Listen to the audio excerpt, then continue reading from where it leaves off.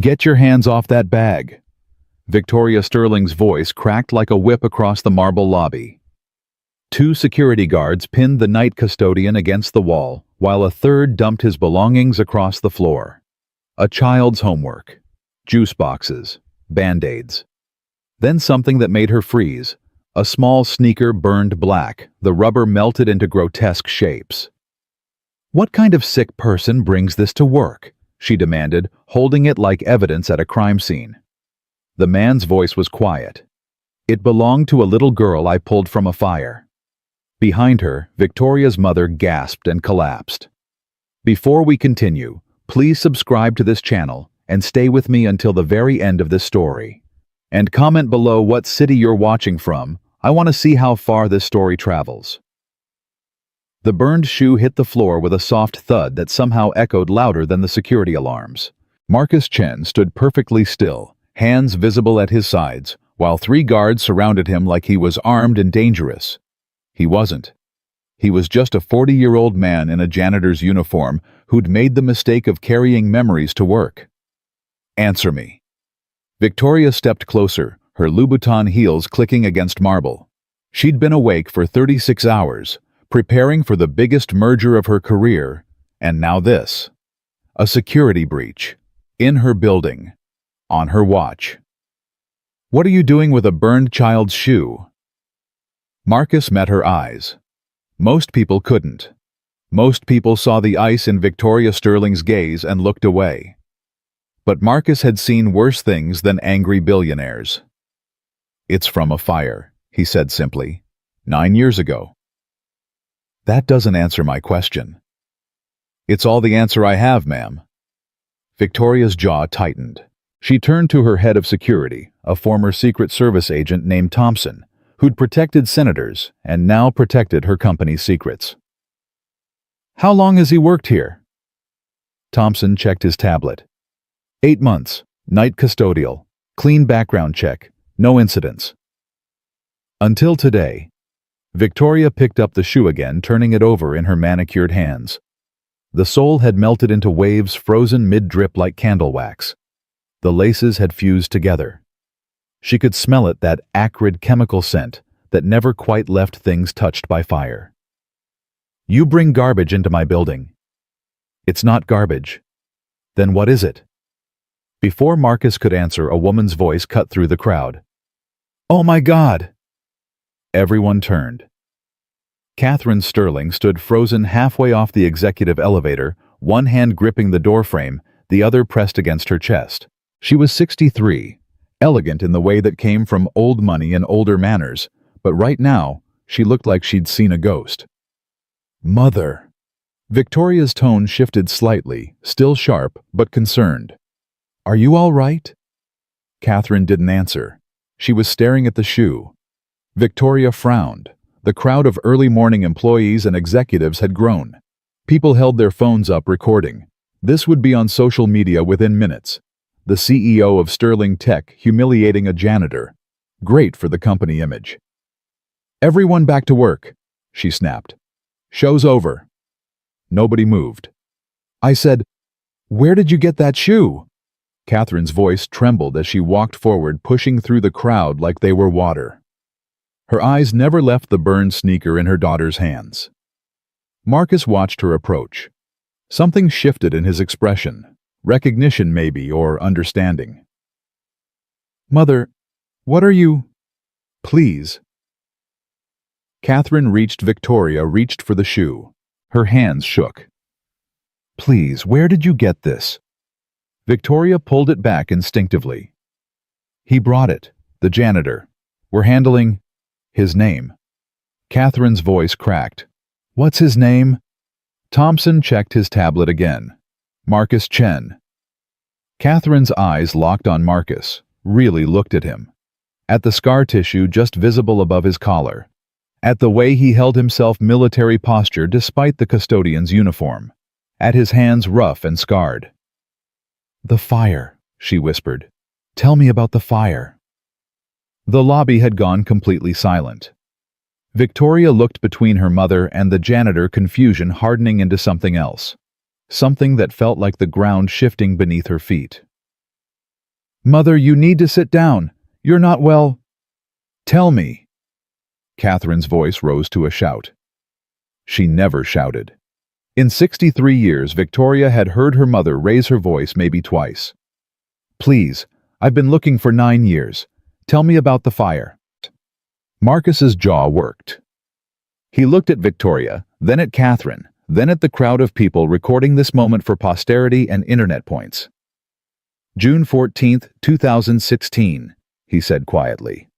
Riverside Storage Facility, industrial fire, chemical accelerant. I was working security that night. Catherine made a sound, half sob, half gasp. The building was supposed to be empty, Marcus continued. After hours. But someone had brought their daughter to a late meeting. The girl was 7, maybe 8. She'd hidden in a bathroom when the alarms went off, scared of the noise. No. Catherine's legs buckled. Victoria caught her confusion, turning to alarm. Mother, what? The 3rd floor was already engulfed when I found her, Marcus said. His voice stayed level factual, but something haunted moved behind his eyes. Door was jammed, had to kick it in. She was screaming for her mom. I carried her down the north stairwell. Her shoe got caught on a piece of burning debris, melted right off her foot. I grabbed it. Thought someday I could return it. Victoria felt her mother's weight increase as Catherine sagged against her. Around them, the crowd had pressed closer, phones forgotten, everyone listening. You never gave your name, Catherine said through tears. The police report said unidentified Good Samaritan. They tried to find you. For months. I tried to find you. The man who saved my... She broke off, looking at Victoria. The man who saved you. The lobby tilted. Victoria heard the words, understood them individually. But together, they made no sense. What? That was you, Catherine said, tears streaming down her face. Now mascara tracking dark lines through her foundation. You were the little girl. I'd brought you to that meeting because your nanny called in sick. You don't remember because the trauma the therapist said it's normal that your mind blocked it out. But I remember. I remember screaming when I couldn't find you. I remember a man in a security uniform carrying you out. His shirt was on fire. He handed you to me and collapsed. The paramedics took him before I could even ask his name. Victoria's hands went numb. The shoe fell from her fingers, hit the floor again with that same soft, impossible thud.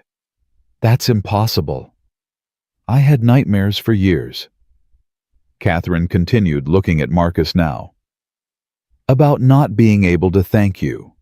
About you dying because of us. The fire marshal told me you had burns on 30% of your body, 6 weeks in the hospital, and we never knew. I've been trying to find you for 9 years.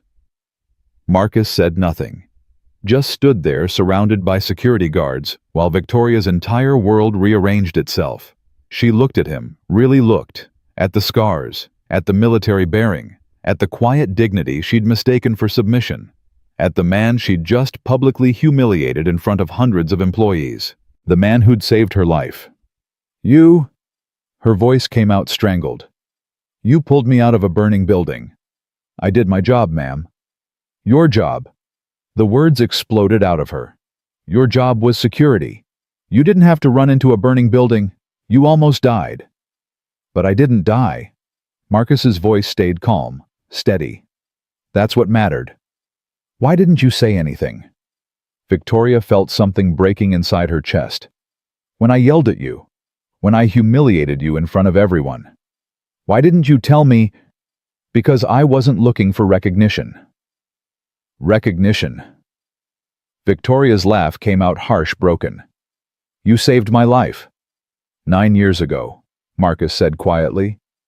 Right now, I was just trying to do my job. The past tense landed like a slap. Right. She'd fired him. In front of everyone. The man who'd carried her out of a fire had just lost his job because she'd judged him by a bag and a shoe and an algorithm that flagged him as a threat. Someone in the crowd coughed. Victoria turned, saw phones raised again, recording everything. Saw Brandon Walsh, her VP of operations, smirking in the back. saw the security guards still surrounding Marcus like he was dangerous. "Stand down," she said. Her voice sounded strange, distant. "All of you, stand down." Thompson hesitated. "Ma'am, the security protocol."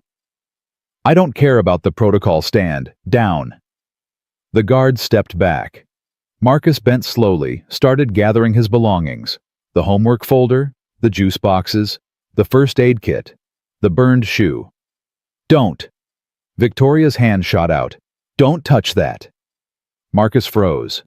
"Please," she said, and the word cost her. Victoria Sterling didn't say please, didn't ask. She commanded. But right now she was begging. "Please don't go. I need to. You need to, what?" Brandon Walsh's voice carried across the lobby. He pushed through the crowd, phone in hand, that smirk still on his face. "Apologize to the janitor because of some story about a fire nobody can verify." Victoria's head snapped toward him. "Brandon, with all due respect, this could be a complete fabrication." He gestured at Marcus. "A manipulation. He heard about your childhood trauma somehow and manufactured this whole thing to—" "Shut your mouth!" Catherine's voice cut like a knife. She pulled away from Victoria, stood straight, despite the tears, despite everything. "That shoe has been in a police evidence box for 9 years. I've visited it every year on the anniversary. Signed it out once and had it examined by 3 separate forensic labs trying to find DNA fingerprints, anything that might lead me to the man who saved my daughter. The reports are in my safety deposit box. The case number is 2016 Riverside 0614. And if you imply one more time that this man is lying, I will personally ensure you never work in this industry again." Brandon's smirk died. Catherine turned back to Marcus.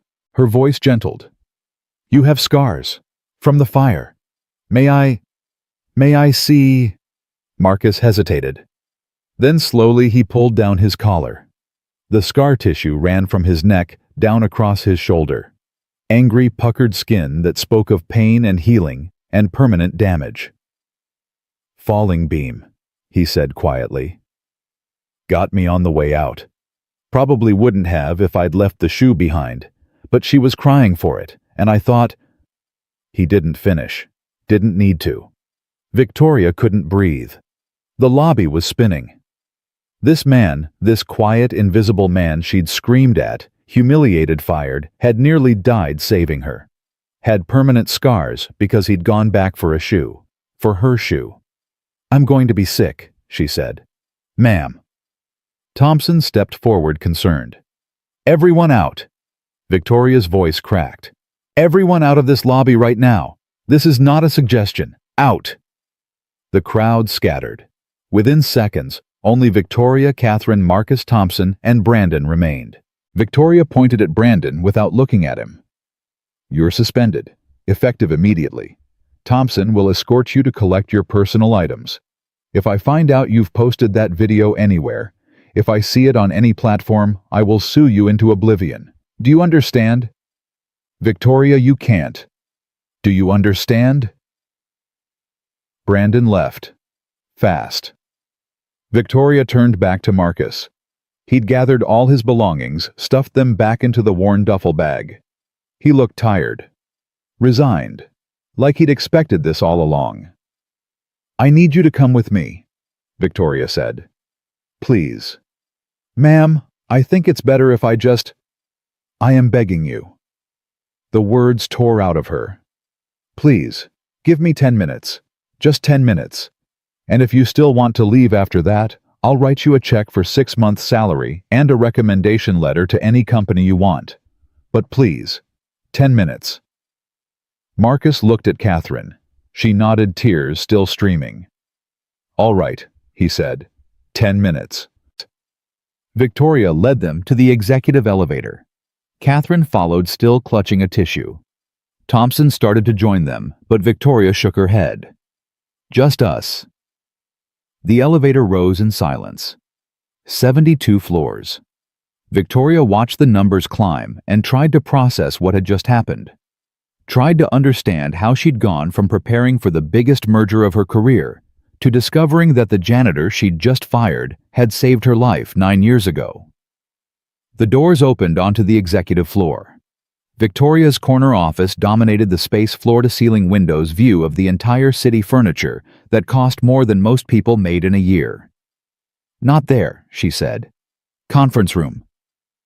The executive conference room was designed to intimidate. Table that seated 20. Windows overlooking the financial district. Art on the walls that cost 7 figures. Victoria had closed billion-dollar deals in this room. "Sit," she said. "Please." Marcus hesitated. He'd cleaned this room 100 times. Never sat in it. He sat. Catherine sat beside him, and Victoria noticed her mother reach over and gently touch the scarred skin on Marcus's hand. Just a brief touch, but it made Catherine's breath hitch. "I need you to understand something," Victoria said. She was pacing, now, couldn't stop moving. "I don't remember the fire. I know it happened. I know what my therapist told me about trauma and memory suppression. But I don't remember your face, or the smoke, or being scared. I don't remember you." "That's all right," Marcus said. "It's not all right." Victoria slammed her hand on the table. "It's not all right that the man who saved my life has been cleaning my office for 8 months, and I didn't even know his name. It's not all right that I treated you like you were nothing when you're the reason I'm alive." "You didn't know." "I should have known, I should have." Victoria's voice broke. She pressed her palms against the window, stared out at the city she'd conquered. "I've spent my entire life being smart, being better, seeing things other people miss, and I missed you." "Some things aren't meant to be seen," Marcus said quietly. Victoria turned. "What?" "Some acts aren't done for recognition. They're just done because they need doing. I didn't run into that building thinking about rewards or gratitude. I ran in because there was a child inside, your mother's child. And that was enough." "It's not enough for me." Victoria pulled out her phone, made 3 calls in rapid succession, HR, legal, finance. When she finished, she pulled a folder from the credenza and slid it across the table. "Read this." Marcus opened it. His eyes scanned the pages an engineering safety report for the manufacturing facilities Sterling Tech was acquiring. "I don't understand," he said. "You told me the fire was caused by chemical accelerant. What kind?" "Electrical fire in a storage facility that contained cleaning supplies. Ammonia-based. Once it got hot enough." "What kind of electrical fire?" Marcus looked at her. "Aluminum wiring in a high-moisture environment. It's code-compliant technically, but moisture causes corrosion. Corrosion causes heat buildup. Heat buildup causes arcing. Once it sparked near those chemicals." "Page 47, Victoria said. Facility 3. Tell me what you see." Marcus flipped to the page. His finger stopped on a line. His jaw tightened. "They're using aluminum wiring." "In a high-humidity environment," Victoria finished. "The engineering team signed off on it. 6 PhDs between them. They said it was fine." "It's the same setup that caused Riverside." Marcus's voice had gone cold. "Give it 3 years, maybe 5. Then you'll have exactly what happened before." Victoria grabbed her phone. Dialed. "Davis." "The acquisition is off unless they replace the entire electrical system in Facility 3. I don't care what it costs. I don't care if they walk away from the deal. Lives over profits. Always." She hung up, looked at Marcus. "You just saved this company $50 million in future liability. Possibly saved lives. In 30 seconds you saw what 6 engineers missed." "I've seen it before," Marcus said simply. "Hard to forget." Catherine was crying again quietly. Victoria sat down across from Marcus, and for the first time in her life, she didn't know what to say. "I can't undo what happened in that lobby," she finally said. "I can't take back the humiliation. Can't erase the fact that I judged you by your bag and your shoe and your uniform instead of seeing you. but I can make sure it never happens again. Ma'am, you're our new Director of Safety and Risk Management. Salary $145,000. Full executive benefits. College fund for your son. How do you know I have a son? Victoria gestured at the duffel bag. The homework folder, the juice boxes, the first aid kit. Either you have a son or you're the most prepared janitor in history. Despite everything, Marcus almost smiled. Almost. His name is Dylan, he said. He's 7. The same age Victoria had been. Catherine made a sound. Dylan gets a full college fund, Victoria continued. You get a company car, office on this floor, and a formal public apology from me at next week's board meeting. I need it, Victoria interrupted. I need to stand in front of every person who watched me humiliate you and tell them what you did, who you are, what you mean. I'm just a man who did his job. You're the man who gave me my life back. Victoria's voice cracked again. And I threw it in your face. So please, please let me try to make this right. Marcus looked at Catherine. She nodded through tears. I need to think about it, he said. Of course, take all the time you... And I need to pick up my son from school in 3 hours. Victoria checked her watch. It was 7:30 a.m. She'd forgotten the rest of the world existed. Thompson will drive you, she said. Company car, keep it. Ma'am? Please. That word again. Please just stay for a little while. Let me explain. Let me try to understand what happened. Marcus nodded slowly. Catherine reached over and squeezed his hand again, and this time she didn't let go. And in that conference room, 72 floors above the city, 3 people who'd been connected by fire 9 years ago began the harder work of understanding what that connection meant. Tell me about Dylan, Catherine said softly. Marcus's expression shifted, the first real emotion Victoria had seen from him besides quiet dignity. His whole face softened. He's everything, Marcus said simply. His mother died when he was 2. Cancer. Fast. After that, it was just us. I work nights, so I can be there for him during the day. School drop-off, pick-up, homework, dinner, bedtime stories. Then I come here. Every night, Victoria asked. Every night for 8 months. When do you sleep? 4 hours. Sometimes 5 if Dylan has a play date. Victoria did the math. Night shift at Sterling Tech was 11 p.m. to 7 a.m. 8 hours. Then he'd go home, get his son ready for school, stay with him until 3 p.m. sleep. 4 hours, wake up, make dinner, do the bedtime routine, and come back to work. That's not sustainable, she said. It's what I have. You have more now. Victoria's voice was firm. Director of Safety and Risk Management. Normal hours, 9 to 5. You'll actually see your son grow up. I see him now. While running on 4 hours of sleep and working a job that... Victoria stopped herself. I was going to say working a job beneath you, but that's exactly the kind of thinking that got us here, isn't it? Marcus said nothing.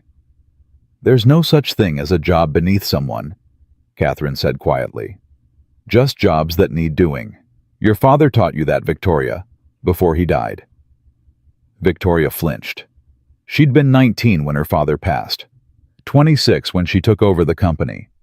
15 years of building and growing and proving she was worthy of the Sterling name. And in 15 years, she'd forgotten that lesson. I'm sorry, she said to Marcus, for what I said in the lobby, for how I treated you, for not seeing you. You see me now, Marcus said. Is that enough?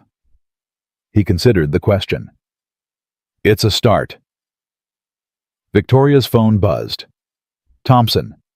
She answered. What? Ma'am, the board is asking about the acquisition. Davis said you called it off. Pending safety compliance. I'll explain at the meeting. There's also the matter of Mr. Walsh. He's demanding to speak with you. Says you can't suspend him without cause. Victoria looked at Marcus, at the scars, at the quiet strength, at everything she'd almost destroyed. Tell Mr. Walsh he's not suspended anymore. He's fired, effective immediately. Cause violation of company values, specifically the dignity and respect policy. Have legal draft the termination paperwork. I'll sign it within the hour. She hung up. Marcus was watching her. You didn't have to do that, he said. Yes, I did. He mocked you. Recorded it. Was about to make you a social media joke. I won't have that in my company. Even for a VP. Especially for a VP. The higher you go, the more responsibility you have to treat people right. Victoria paused. My father used to say that. I'd forgotten. Catherine smiled through tears. He'd be proud of you right now. He'd be ashamed it took me this long. They sat in silence for a moment. Through the windows, the city woke up. Traffic flowed. People rushed to jobs and meetings and lives that would continue whether or not this moment mattered. But it mattered here. The shoe, Marcus said suddenly. You can keep it, if you want. I held on to it for Dylan. To show him. To explain why his dad has scars. Why we live the way we do. But if you want it. No. Catherine shook her head. It's yours. You earned it. But maybe sometimes Dylan could visit. I'd like to meet him. I'd like to tell him what his father did. He knows what I did. Does he know how brave you were? How many people would have run the other way? I wasn't brave, I was just there. Exactly, Victoria said. You were there, and you acted. That's what bravery is. Marcus checked his watch. I should go soon. Dylan gets anxious if I'm late for pickup. Thompson will drive you, Victoria said again. And Marcus, think about the offer. Please. We need people like you. I need people like you. People who see what others miss. Who do what needs doing without being asked. I'll think about it. He stood. Catherine stood too, and then she did something that surprised everyone. She pulled Marcus into a hug. He stiffened, then slowly, carefully hugged her back. Thank you, Catherine whispered. For my daughter. For my life. For everything. When they separated, Victoria extended her hand. Marcus shook it. His grip was strong, calloused, real. I meant what I said, Victoria told him. About the apology. About making this right. Whatever you decide about the job, I owe you that much. You don't owe me anything. I owe you everything. Marcus picked up his duffel bag, that worn, duct-taped bag that had triggered this entire mess. The burned shoe was still inside, carefully wrapped in an old t-shirt. I'll call you tomorrow, he said, with my decision. Thank you. He left. The door closed. Victoria and Catherine stood in the conference room 72 floors above the city while the morning sun painted everything gold. I almost destroyed him, Victoria whispered.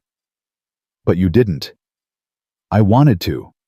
In that moment, all I saw was a security threat. A policy violation. Someone who didn't belong in my building. And now I see what I should have seen from the beginning. A person. A father. A hero. Catherine moved to the window, looked out at the city.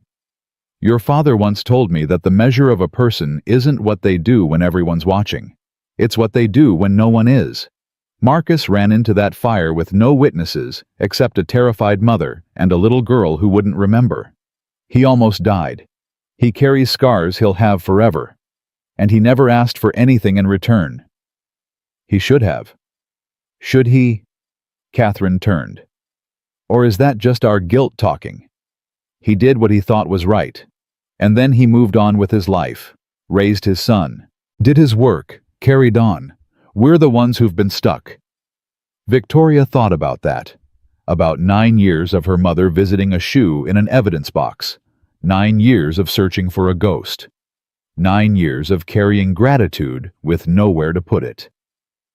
What do I do now? She asked. You give him a choice. You give him respect. and you let him decide. What if he says no? What if he doesn't want the job? Then you thank him for considering it, and you let him go. With dignity. With grace. The way you should have this morning. Victoria nodded. Her phone buzzed again. 15 missed calls.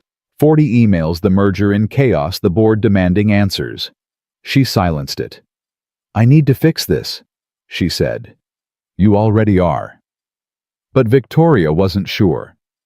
As she stood there looking at the city she'd conquered and the life she'd built and the company her father had left her, she couldn't shake the feeling that she'd been building on sand, that everything she thought she knew about strength and success and who belonged in her world had just been revealed as a beautiful, fragile lie. And somewhere in the city below, a man who'd saved her life was picking up his 7-year-old son from school carrying scars and memories, and a burned shoe that represented everything she'd forgotten about what really mattered. The question was, would she remember now, or would she slip back into the comfortable certainty of who she'd been before? The elevator dinged. Thompson appeared. Ma'am, the board is convening an emergency meeting. They want to discuss the acquisition and the incident with Mr. Walsh. Victoria looked at her mother. Catherine nodded. Tell them I'll be there in 1 hour, Victoria said. And Thompson, I need you to pull the security footage from this morning. The lobby. Everything. Yes, ma'am. And Thompson, send it to me directly. No copies. This doesn't leave my office. When he left, Catherine raised an eyebrow. What are you going to do with it? I don't know yet, Victoria admitted. But I'm done hiding from my mistakes. She gathered her things, straightened her suit, prepared to face a room full of board members who would question her judgment, her leadership, her decision to blow up a $400 million acquisition over one man's concerns. But as she walked to the elevator, she realized something for the first time in years. She wasn't afraid of what they'd think. She was afraid of what Marcus Chen would think when she called him tomorrow. And that somehow felt like progress. The board meeting started exactly like Victoria expected, with accusations. You killed a $400 million deal over a janitor's opinion. Gerald Hutchins slammed his folder on the conference table. At 72, he was the oldest board member, the loudest, and the one who'd voted against Victoria becoming CEO. Have you lost your mind? Victoria stood at the head of the table, hands flat against the polished wood. Marcus Chen isn't a janitor anymore. And it wasn't an opinion. It was expertise. Expertise! Patricia Womack laughed sharp and cutting. She ran 3 hedge funds and had never liked Victoria's leadership style. The man cleans toilets.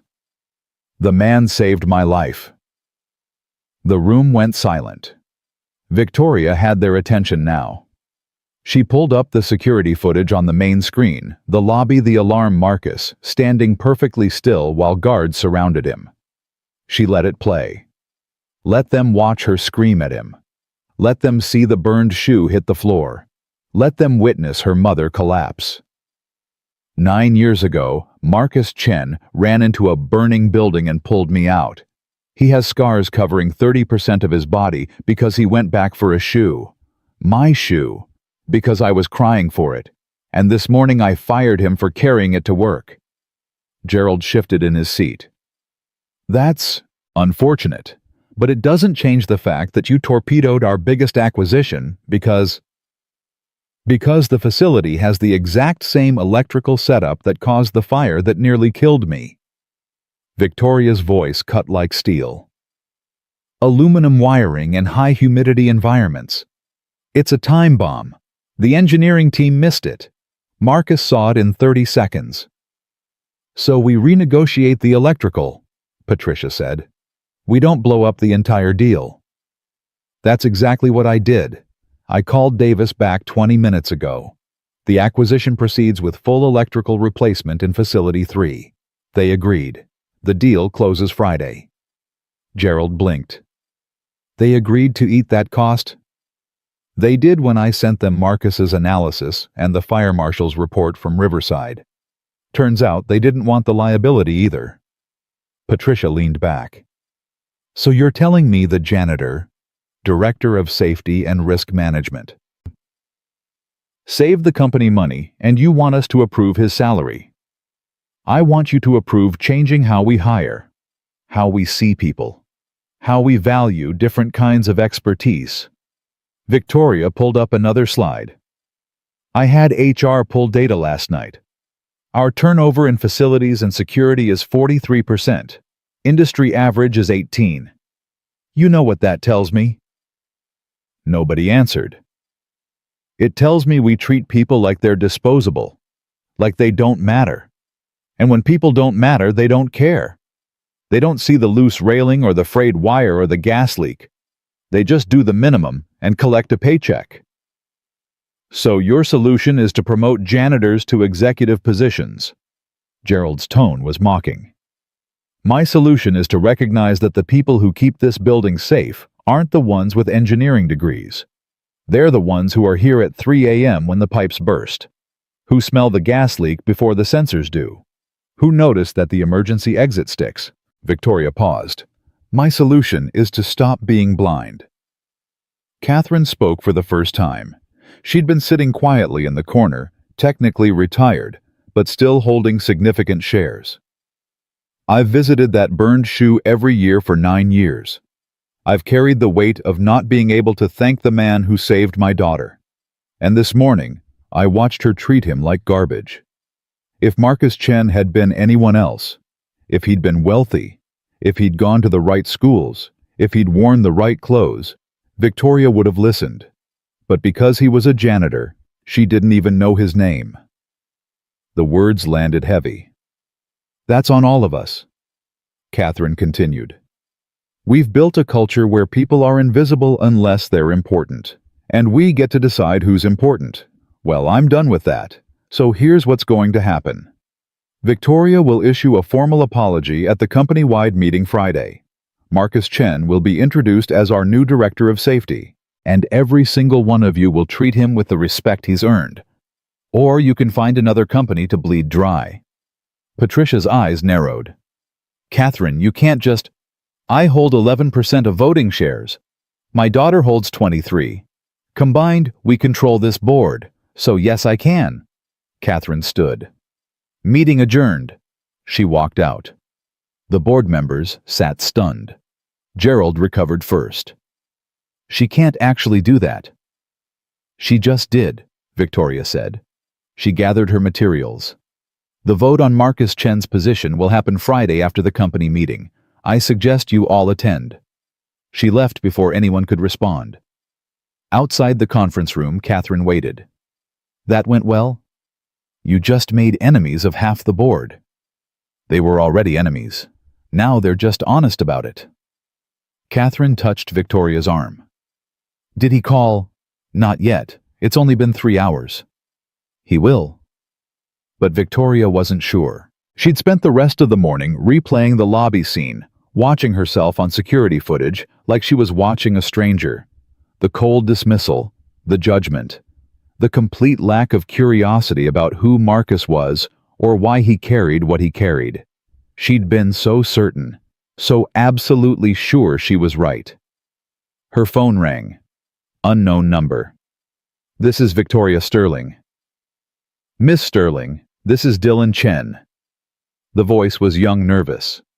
My dad said I should call you. Victoria's heart stopped. Dylan, yes, is everything okay? Dad's in the hospital. The world tilted. What happened?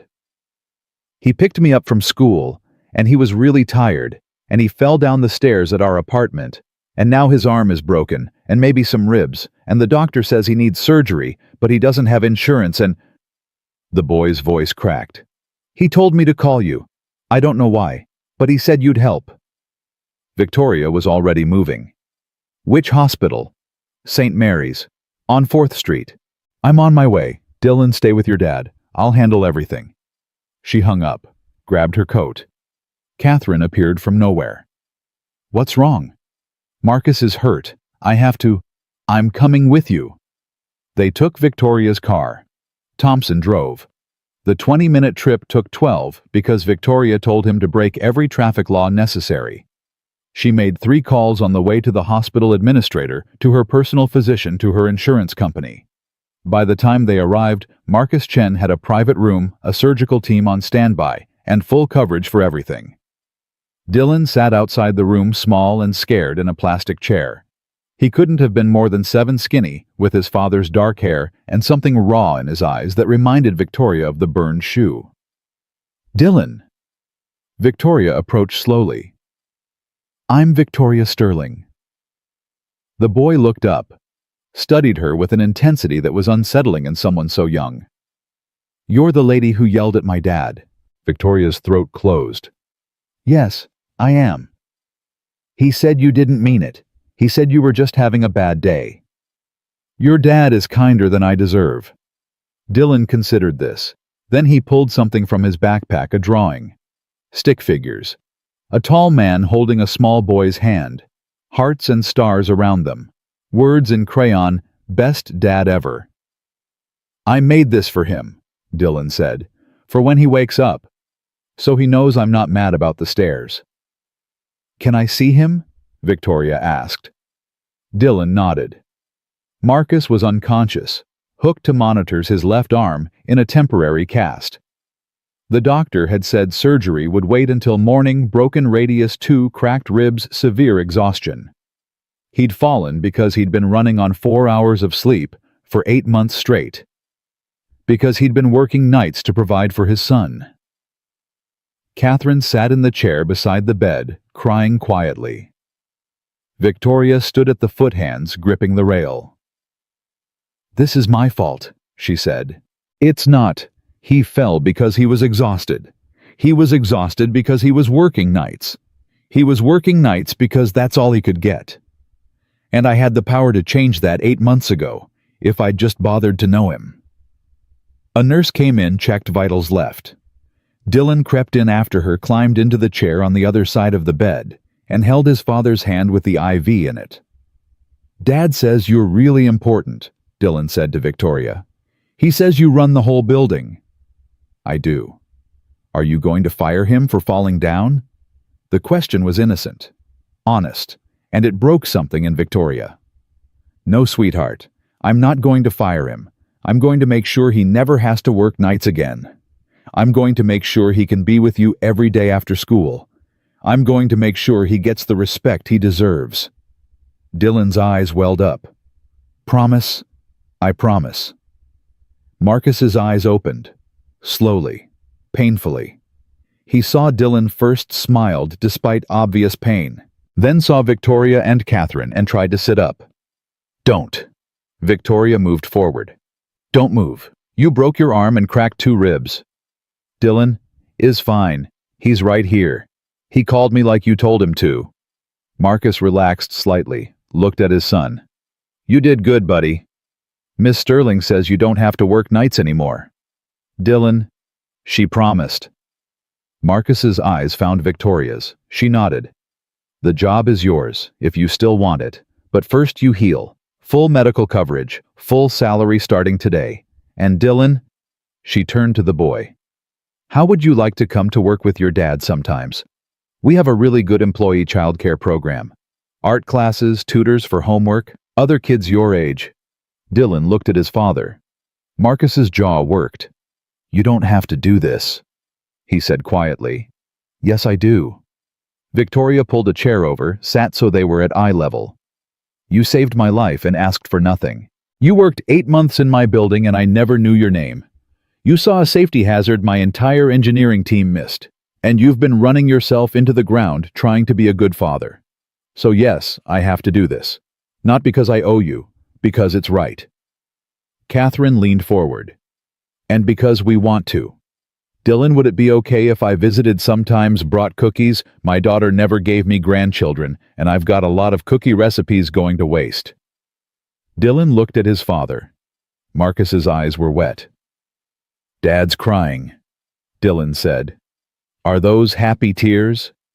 "Yeah, buddy, happy tears." A doctor appeared. "Mr. Chen, we need to prep you for surgery. The anesthesiologist will be here in 10 minutes. Dylan's hand tightened on his father's. I don't want you to go. It's just for a little while. Then I'll wake up and my arm will be fixed and we can go home. Can Miss Sterling stay with me? Victoria's breath caught. She looked at Marcus. He nodded. I'll stay, she said. The whole time. I promise. They wheeled Marcus away. Dylan watched until the doors closed, then turned to Victoria with eyes too old for 7. What if something bad happens? Nothing bad is going to happen. You don't know that. Bad things happen all the time. My mom died. Dad got hurt in a fire. Now he fell down the stairs. Victoria knelt down, took his small hands in hers. You're right. I don't know for sure, but your dad is strong, and he's got the best doctors, and he's got you waiting for him. That's powerful medicine. Do you remember the fire? Dylan asked suddenly. The one where Dad saved you? No, I was about your age. My mind blocked it out. Dad has nightmares about it sometimes. I hear him. He doesn't know I hear him, but I do. Victoria's heart cracked. What does he say? He says, I'm coming, hold on, I'm coming, over and over. Dylan's voice dropped. I think he's scared he won't get there in time. Catherine made a sound. Victoria blinked back tears. Your dad did get there in time, she said. He saved me. And now I'm going to make sure he's okay. Deal. Dylan nodded. Then, unexpectedly, he hugged her. Just wrapped his thin arms around her neck and held on. Victoria held him back and tried to remember the last time she'd hugged anyone. Couldn't. They waited in the surgical waiting room. Catherine bought Dylan hot chocolate from the cafeteria. Victoria made phone calls canceling meetings, rescheduling conference calls, telling her assistant to clear her calendar for the next 3 days. You don't have to stay, Catherine said. I can wait with him. I promised. Victoria. I promised, Mother.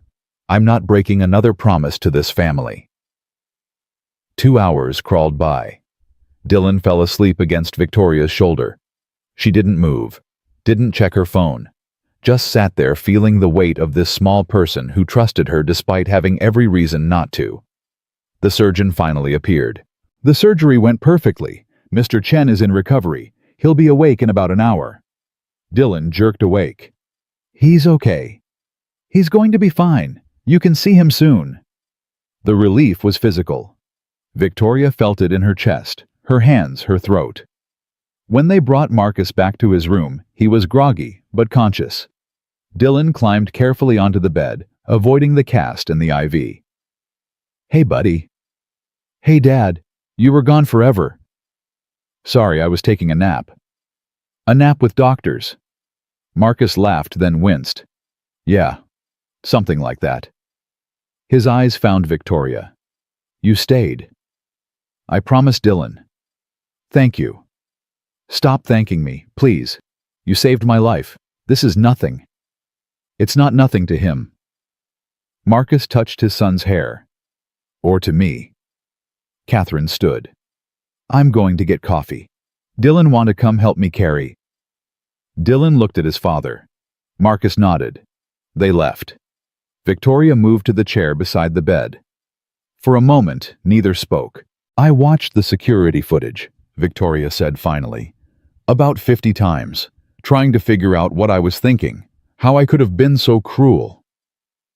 You weren't cruel. You were scared. I was angry. There's a difference. Anger comes from fear. You were afraid of what the alarm meant, afraid of losing control, afraid of being wrong.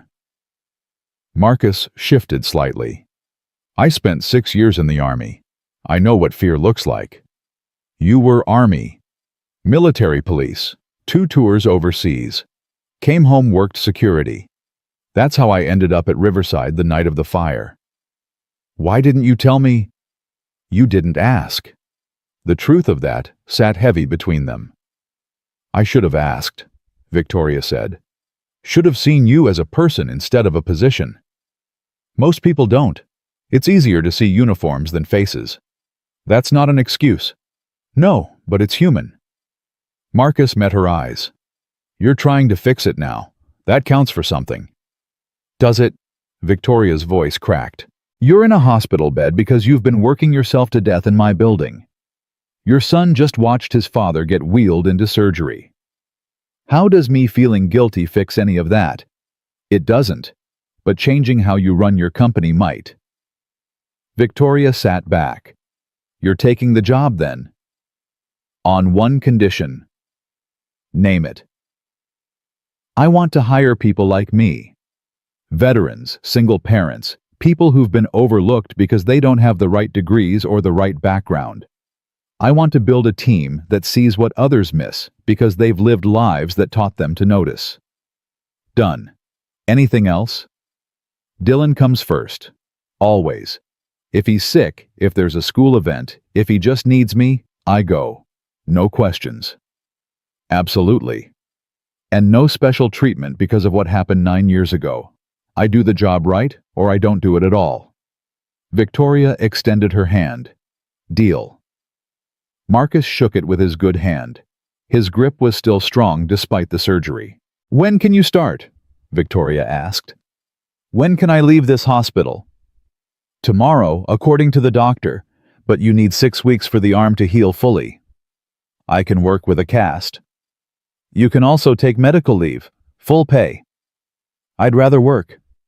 Why am I not surprised? Victoria almost smiled. Fine, you start Monday. Light duty until the cast comes off. Dylan comes with you. We'll set him up in the child care center. Miss Sterling. Victoria. Call me Victoria. Marcus hesitated. Victoria, you're doing too much. I'm doing the bare minimum to make up for this morning. There's a difference. Catherine returned with Dylan and coffee. The boy climbed back onto the bed, careful of his father's injuries. Miss Sterling's grandma says I can visit her house, Dylan announced. She has a garden and a dog. 2 dogs, Catherine corrected. And they love kids. Marcus looked at Catherine with something like wonder. You don't have to. I know. I want to. If that's okay with you.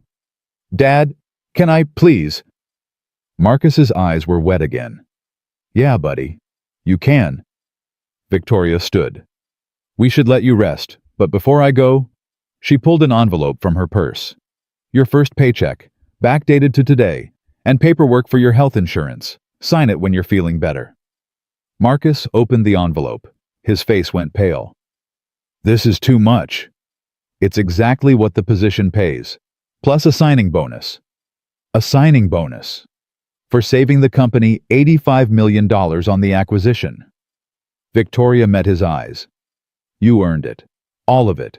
Don't insult me by refusing. Marcus looked at the check. At Dylan. At Catherine. At Victoria. Thank you, he said quietly. Stop thanking me. Start healing. I need you at work Monday. Victoria paused at the door. And Marcus welcome to Sterling Tech. For real this time. She left before she started crying. In the elevator, Catherine put an arm around her daughter. You did good. I did the bare minimum. Sometimes the bare minimum is revolutionary. They drove back to the office in silence. Victoria stared out the window at the city, at all the people rushing to jobs and lives and problems they thought mattered. And she wondered how many of them were invisible. How many Marcus Chens were out there doing the hard work, seeing the important things holding everything together, while people like her walked right past them. Her phone buzzed. Thompson. Ma'am, the board wants to schedule another meeting about the acquisition terms. Tell them no. Ma'am. Tell them the terms are final. If they have a problem, they can take it up with me Friday after the company meeting. Until then, I'm unavailable. Yes, ma'am. Victoria hung up. Looked at her mother. I'm going to change everything. I know. The board will fight me. Let them. I might lose my job. Catherine smiled. Then you'll find another one. But you won't lose yourself again. And that's worth more than any position. Back at her office, Victoria pulled up the security footage one more time. Watched herself scream at Marcus. Watched him stand there taking it, never fighting back. Then she watched her mother collapse. Watched the moment everything changed. She saved the file, labeled it before, started a new one labeled after.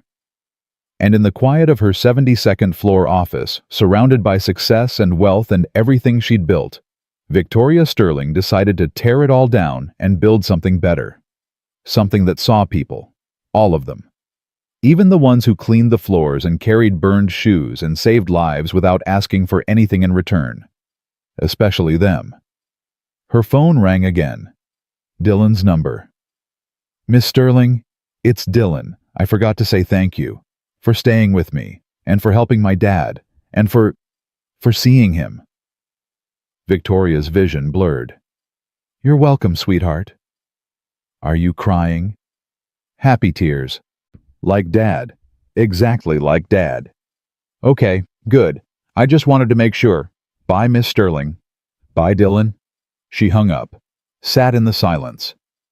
And for the first time in 15 years, Victoria Sterling understood what her father had tried to teach her, that the measure of success wasn't the buildings you built or the money you made. It was the lives you touched when you bothered to see them. Friday morning came faster than Victoria expected. She stood backstage at the company auditorium, listening to 800 employees file into their seats. Her hands shook. She'd addressed crowds before shareholders, board members, international press. But this felt different. This time, she had to tell the truth. Catherine appeared beside her. "You ready?" "No." "Good. Means you care." Catherine straightened Victoria's collar. "Remember what we talked about. No corporate speak. Just honesty. They're going to hate me. Some will. Others will finally respect you. Both matter." Thompson gave the 5-minute warning. Victoria's stomach twisted. Through the curtain gap, she could see faces. Executives in the front rows. Middle management scattered throughout. And in the back, the facility's staff, security guards, cafeteria workers. The people she'd never noticed. Marcus sat in the third row, Dylan beside him. The boy wore his school uniform, clutching the drawing he'd made. Marcus's arm was still in a cast, his face still showing the bruises from the fall. "Miss Sterling." Thompson touched her shoulder. "They're ready." Victoria walked onto the stage. The applause was automatic, polite, empty. She stood at the podium, gripped its edges, and looked at 800 people who worked for her company but didn't know her at all. "Turn off the teleprompter," she said. Her assistant looked confused. "Ma'am, turn it off. I'm not reading a script today." The screen went dark. Murmurs rippled through the crowd. Victoria took a breath. "Most of you saw what happened Monday morning. Some of you recorded it. By now everyone's seen the video of me screaming at Marcus Chen in the lobby, of me ordering security to search his bag, of me firing him in front of hundreds of people because his burned shoe triggered our alarm system." Dead silence. "I stood up here 6 months ago and talked about values, about integrity and respect and treating people with dignity. And then Monday morning, I violated every single one of those values. I humiliated a good man because I didn't bother to ask questions, because I saw his worn bag and his janitor uniform and decided he didn't matter enough to deserve my curiosity." Someone coughed. Victoria pushed forward. "What I didn't know, what I should have known if I'd bothered to learn his name 8 months ago, is that Marcus Chen saved my life. 9 years ago, he ran into a burning building and pulled me out. He has scars covering 30% of his body. He almost died. And he never asked for recognition or reward. He just went on with his life, raised his son, and worked night shifts in my building." Gasps scattered through the audience. Victoria saw phones come out, people whispering. "I owe Marcus Chen my life, and I repaid him by treating him like garbage. So here's what I'm doing about it. First, a public apology. Marcus, would you please stand?" Marcus didn't move. Dylan tugged his sleeve. Slowly, reluctantly, Marcus stood. 800 people turned to look. "I'm sorry," Victoria said. Her voice cracked. "I'm sorry for not seeing you, for not knowing your name, for judging you by your clothes and your bag instead of your character. You deserved better. Dylan deserved better. I failed you both and I'm sorry." Dylan was crying. Catherine handed him a tissue from her seat beside them. "Second," Victoria continued, "Marcus Chen is now our Director of Safety and Risk Management. He already saved this company $85 million by catching a critical safety flaw our engineering team missed. He starts Monday and he reports directly to me." Applause started somewhere in the back. The facilities staff, Victoria realized. It spread slowly through the room. Third, and this is the important one, we're changing how we hire, how we promote, how we see people. Starting today, every position at Sterling Tech will be evaluated on ability, not credentials. Military experience counts. Life experience counts. Being a single parent who's held it together on 4 hours of sleep counts. And if you've been working here for months or years and nobody knows your name, that's on leadership. That's on me. And it ends now. The applause grew louder, but not everyone joined. Victoria could see resistance in the front row's executives whose faces had gone stony. "I know some of you think I'm making a mistake, that I'm being emotional or impulsive, but here's what I learned this week. The people who keep this company running aren't always the ones with corner offices. They're the night custodians who smell gas leaks before sensors do. The security guards who notice the patterns nobody else sees. The cafeteria workers who remember everyone's name even when nobody remembers theirs." Victoria looked directly at Marcus. "They're the people who do what's right even when it costs them everything. And if we can't see that, if we can't value that, then we don't deserve to call ourselves a company. We're just a building full of strangers who happen to share an address." She stepped back from the podium. "That's all I have to say. Except this, if you have a problem with any of what I just announced, my door is open. Come talk to me. But if you can't treat every person in this building with basic respect and dignity, there's the exit. Use it." Victoria walked off stage. The applause swelled behind her, mixed with shocked silence and angry muttering. Catherine met her in the wings. "That was perfect. That was terrifying." "Same thing." They made their way to where Marcus and Dylan waited. The boy launched himself at Victoria, hugging her waist. "That was so cool," Dylan said. "You made everyone clap for my dad." "Your dad earned it." Marcus looked uncomfortable. "You didn't have to do all that." "Yes, I did." Victoria crouched to Dylan's level. "Your dad saved my life. The whole company should know." "He saves people all the time," Dylan said matter-of-factly. "He saved our neighbor's cat from a tree. And he helped Mrs. Peterson carry her groceries when her hip was bad. And he—" "Buddy, that's enough." Marcus's face had gone red. "But it's true." "I know, but Miss Sterling has a meeting." Victoria checked her watch. "The board meeting. Right. Actually, would you two like to come? I'd like the board to meet you properly." Marcus hesitated. "Dylan has school." "It's a half day," Dylan said quickly. "Teacher conference. I don't have to be back until 1. Then it's settled. Victoria stood. "Come on. Time for you to see how boring business meetings really are." The walk to the executive floor drew stares. Employees stopping mid-conversation to watch Victoria Sterling walk side by side with the former janitor and his 7-year-old son. Some smiled. Others whispered. Victoria didn't care anymore. The boardroom doors opened. All 12 members sat waiting. Gerald at the head of the table, looking like he'd swallowed something sour. "You're late," he said. "I was apologizing to 800 employees for my behavior. Took longer than expected." Victoria gestured to Marcus and Dylan. "I believe you all know Marcus Chen, and this is his son Dylan." Patricia's eyebrows rose. "Victoria, this is a board meeting, not bring your child to work day. Dylan is here because his father is here, and Marcus is here because I want you to meet the man who just saved this company from a massive lawsuit." She pulled out the engineering reports, laid them across the table. Facility 3. The acquisition you all approved. Marcus identified a critical electrical flaw that our 6-engineer team missed. Had we proceeded without fixing it, we'd be looking at a catastrophic fire within 5 years. Estimated damages, 200 million. Possible deaths, anywhere from 5 to 50 depending on shift rotation. Gerald grabbed the report. Read. His face paled.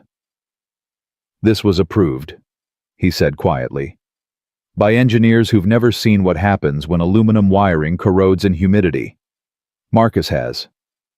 He was there when it killed 3 people at Riverside. So when he says it's a problem, I listen. Dylan tugged his father's good hand. Dad, can I draw? Marcus pulled out the sketchbook. Dylan settled into a chair at the side of the room, immediately absorbed in his crayons. The point, Victoria continued, is that expertise comes in different forms, and we almost missed it because we've been hiring the same people with the same backgrounds who see the same things. So your solution is to hire based on feelings instead of qualifications. Patricia's voice dripped skepticism. My solution is to hire based on results. Marcus got results in 30 seconds that your engineering team couldn't get in 3 months. That's not feelings. That's effectiveness. He got lucky, Gerald muttered. Did I? Marcus spoke for the first time. His voice was quiet but firm. You want to test that pull any safety report from the last year. Give me 10 minutes. I'll find something your team missed. Gerald's jaw tightened. That's impossible. Try me. The challenge hung in the air. Patricia pulled out her tablet, scrolled through files. Fine. Here. Facility 6 safety audit from January. Passed with flying colors. 4 separate inspections. She slid the tablet across. Marcus read for 7 minutes. Dylan hummed quietly in the corner, drawing hearts and stars. Page 12, Marcus said. Loading dock. The report says the hydraulic lifts were inspected and approved. But look at the maintenance logs. They're serviced every 6 months. The last service was December 15th. The audit was January 20th. That's only 35 days. So they serviced them early, Patricia said. Or the audit was backdated. Either way, those lifts are due for service now. It's May. Been 5 months. Hydraulic systems under constant load shouldn't go more than 4 months without inspection. You push it to 6 and you're asking for catastrophic failure, the kind where someone gets crushed. Patricia grabbed the tablet back. Reed went pale. The next service is scheduled for June 1st. Move it up to this week, Marcus said, and audit your auditors. Someone's cutting corners. Dead silence. Gerald cleared his throat. You got lucky. Caught one thing. Want me to find another? This is ridiculous, Patricia said, but her voice had lost its edge. Victoria leaned forward. Here's what I'm proposing. Marcus builds a safety team. Hires people with real-world experience, not just degrees. They review every facility, every process, every system. And we actually listen to them. Because the alternative is we keep operating the way we have been and hope we don't kill anyone. The insurance costs alone, Gerald started, will go down when we stop having accidents, when we stop settling lawsuits, when employees actually feel safe coming to work. Victoria pulled out another folder. I had HR run numbers. Our workers' comp claims are triple the industry average. Our OSHA violations quadruple. We're paying for bad safety practices already. We're just paying in settlements instead of prevention. The numbers were irrefutable. Gerald studied them, his expression shifting. How much is this going to cost? Patricia asked. Initial budget is $3 million for the safety overhaul. Estimated savings over 5 years. $40 million in reduced claims, lawsuits and turnover. That's assuming his team actually works. It will work, Marcus said quietly.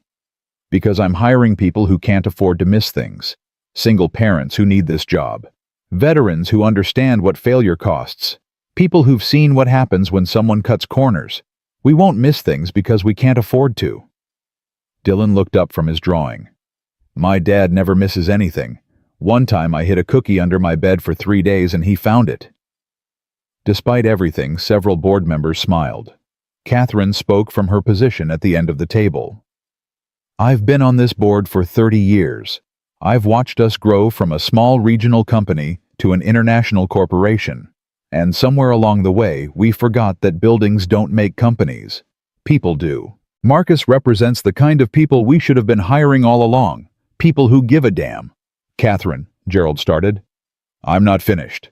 We vote today on Marcus's position. I'm voting yes. Victoria is voting yes. That's 34%. We need 16 more for a majority. Who's with us? Silence. Then Robert Chang raised his hand. He was quiet, rarely spoke, had been on the board only 2 years. I vote yes. Robert, you can't be serious, Patricia said. My father was a janitor, worked 30 years for a company that never promoted him because he didn't have a degree.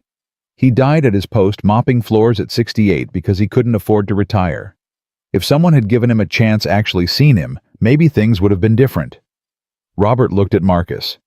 I vote yes. Another hand went up. Sarah Mitchell, CFO. Yes. Then James Okoye. Yes. One by one, hands rose. When the count finished, it was 9-3. Marcus Chen was officially the Director of Safety and Risk Management. Gerald stood. I want my objection noted in the record. Noted, Victoria said. Anything else? This is a mistake. You're letting emotion cloud your judgment. In 6 months, when this experiment fails, don't say I didn't warn you. He left. Patricia followed, shaking her head. The remaining board members gathered around Marcus, introducing themselves properly, asking about his plans. Dylan showed his drawing to anyone who'd look a picture of his father wearing a suit standing in front of a big building labeled Dad's New Job. Catherine pulled Victoria aside. You did it. We did it. No. You stood up there and told the truth. That was all you. Victoria watched Marcus answer questions, Dylan at his side, and felt something shift in her chest. Not guilt anymore. Something else. Something that felt like purpose. Her phone buzzed. Thompson. Ma'am, there's someone here to see you. Says it's urgent. A Jennifer Martinez. Victoria frowned. I don't know that name. She says she worked here 6 years ago. Night custodial. Says she needs to talk to you about Marcus Chen. Victoria's stomach dropped. Send her to my office. I'll be right there. She excused herself, left Marcus with the board, and took the elevator up. Jennifer Martinez waited outside her office, 40-something nervous hands, worn clothes that spoke of hard times. Miss Sterling, I'm sorry to just show up, but I saw the video, the one from Monday, and I had to tell you something. Come in.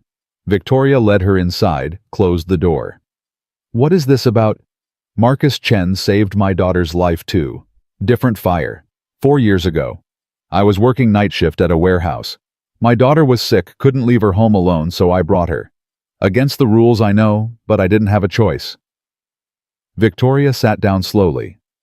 What happened? Electrical fire.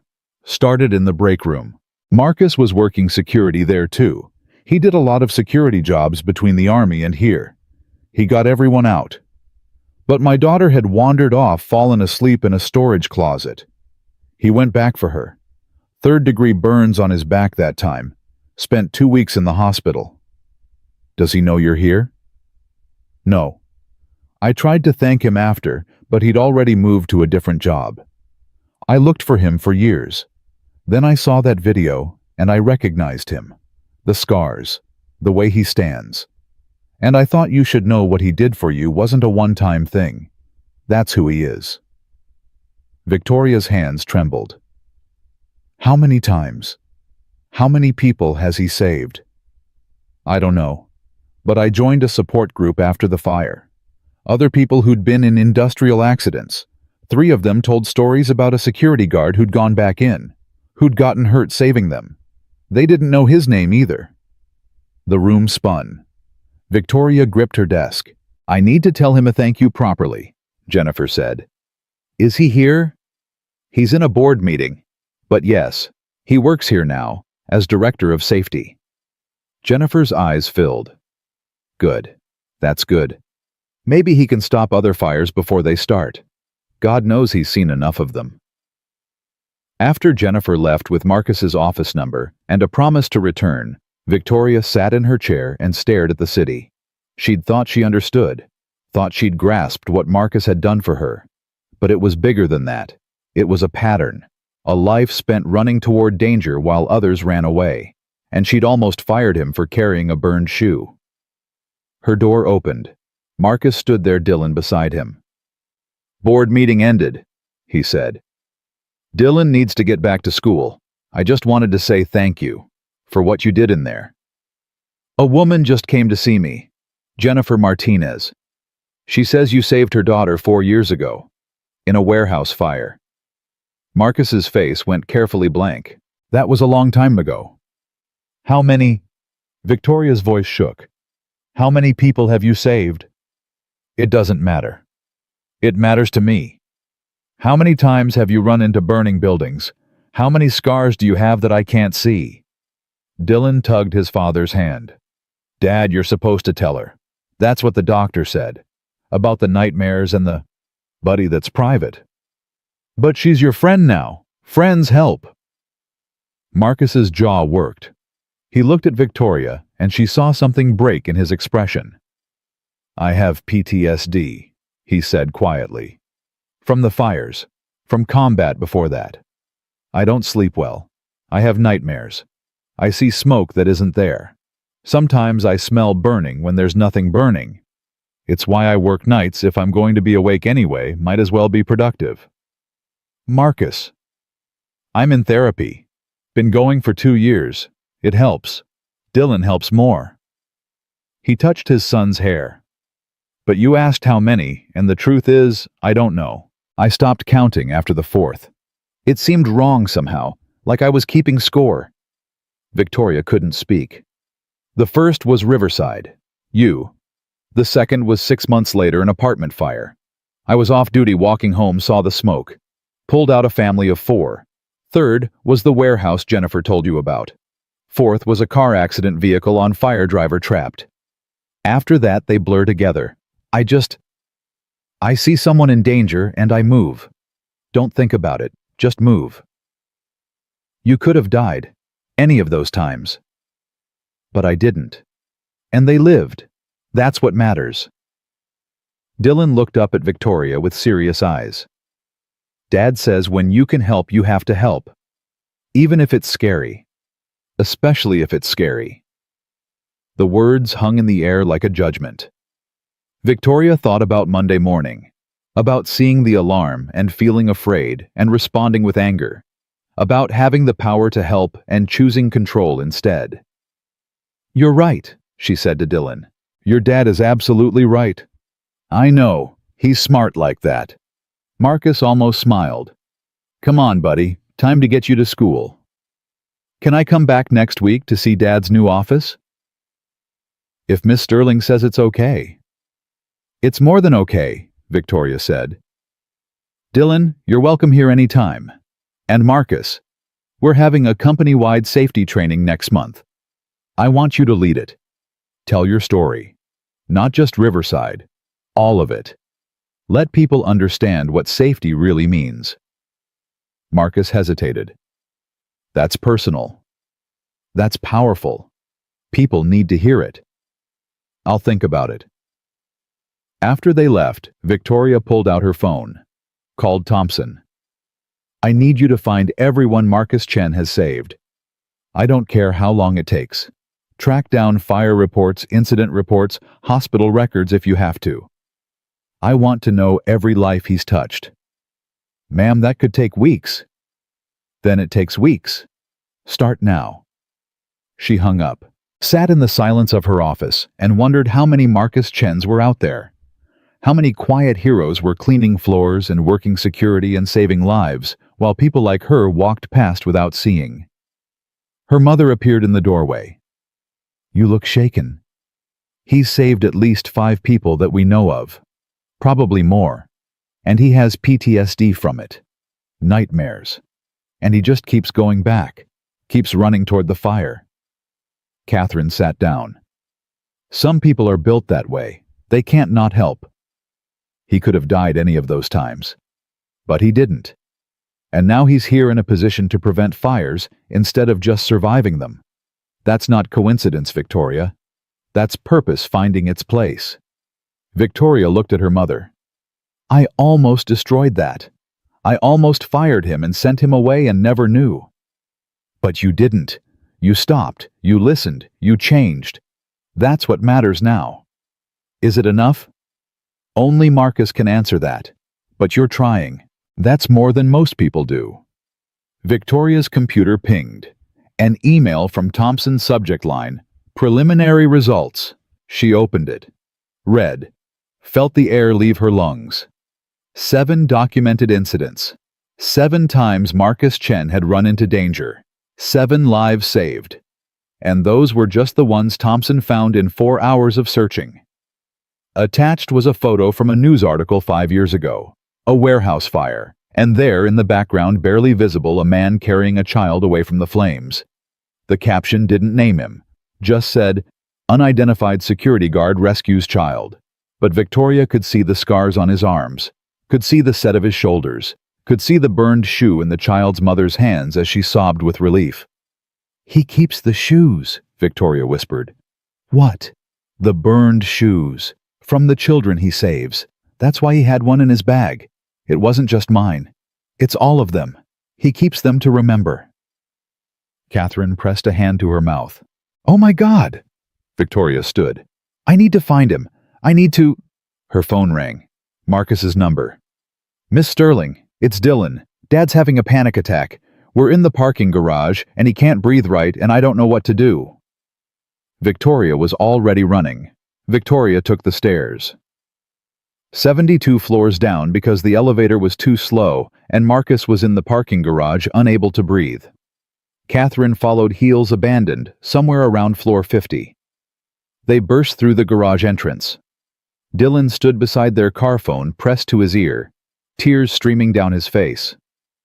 He's here, the boy said into the phone, but he won't answer me. Marcus sat on the concrete back against the car tire, arms wrapped around his knees. His whole body shook. His breathing came in sharp, painful gasps. Victoria dropped to her knees beside him. Marcus! Marcus, look at me! He didn't respond. His eyes were fixed on something she couldn't see. Dad thinks there's a fire, Dylan said. His voice was small, scared, trying so hard to be brave. He smells smoke, but there's no smoke. It happens sometimes. Usually I can talk him down, but this time he won't listen. Catherine knelt beside Dylan, pulled him close. Victoria focused on Marcus. There's no fire, she said firmly. You're in the parking garage at Sterling Tech. It's Friday afternoon. You're safe. Marcus's breathing didn't change.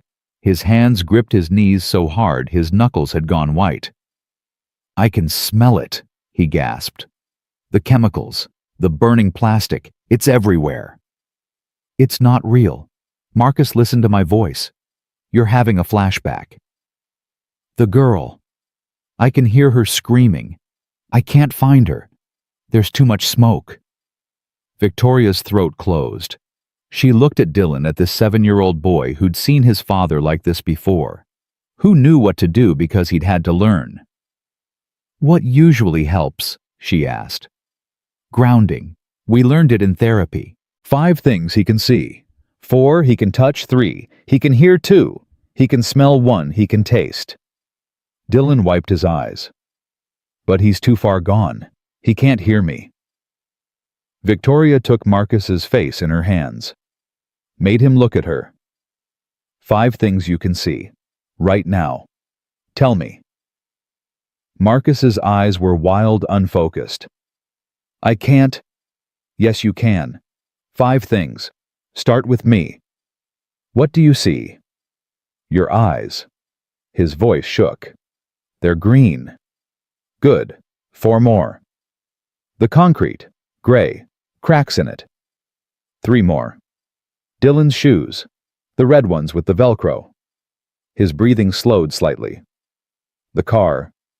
My car. It's blue. 1 more. Your hands. You're wearing a ring. Gold. Good. Now 4 things you can touch. Marcus's hand moved, slowly touched the concrete. Cold. Rough. 3 more. He touched his cast. Smooth. Hard. His other hand found the car tire. Rubber. Textured. Then reached out, hesitated, touched Victoria's hand. Warm. His breathing was steadier now, less frantic. 3 things you can hear. Your voice, Dylan crying, I made him cry. His face crumpled. Dylan's okay. 1 more sound. Cars, outside, traffic. 2 things you can smell. Marcus breathed in. Out. Gasoline, from the garage, and your perfume. It's different from Monday. Lighter. 1 thing you can taste. Coffee. Had some this morning. It's still there. His breathing evened out. The wildness left his eyes. He looked at Victoria, at Dylan, at Catherine, and the shame that replaced the panic was almost worse. I'm sorry, he whispered. Don't apologize.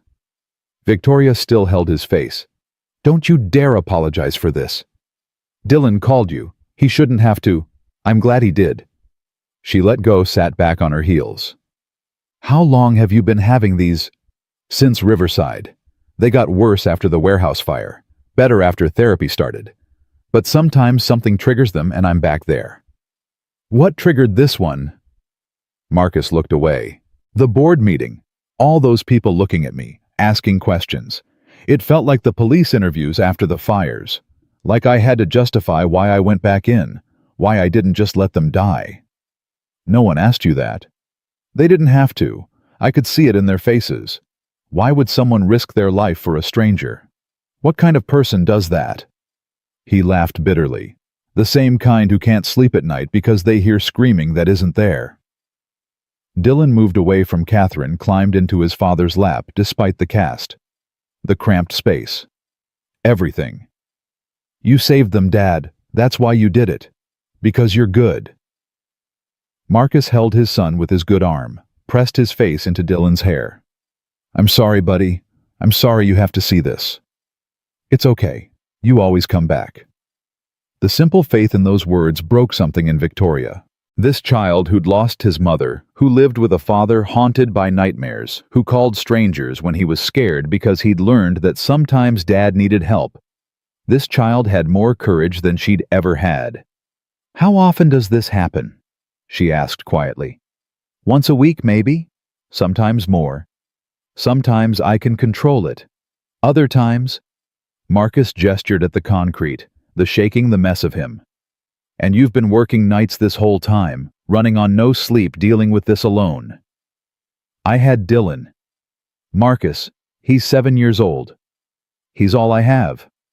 The words exploded out. His mother is gone. I don't have family. I don't have friends I can call at 3 a.m. when I smell smoke that isn't there. So yes, I have Dylan. And he's learned to handle it because kids are resilient and they adapt, and he's the best thing I've ever done, so don't you dare judge how we survive. The parking garage echoed with silence. Catherine spoke softly. No one's judging. We're trying to help. I don't need help. I need to get Dylan to school, and then go home and pretend this didn't happen and show up Monday morning like a normal person so I can keep this job. Marcus tried to stand. His legs wouldn't cooperate. You're not driving like this, Victoria said. I'm fine. You're shaking, and Dylan is in the car. So no, you're not driving. Miss Sterling's right, Dad. You always say, don't drive when you're upset. Marcus closed his eyes. Defeat written across every line of his body. Then we'll wait. I'll be fine in 20 minutes. Thompson will drive you both, Victoria said. To school first, then home. And you're taking the weekend off. Doctor's orders.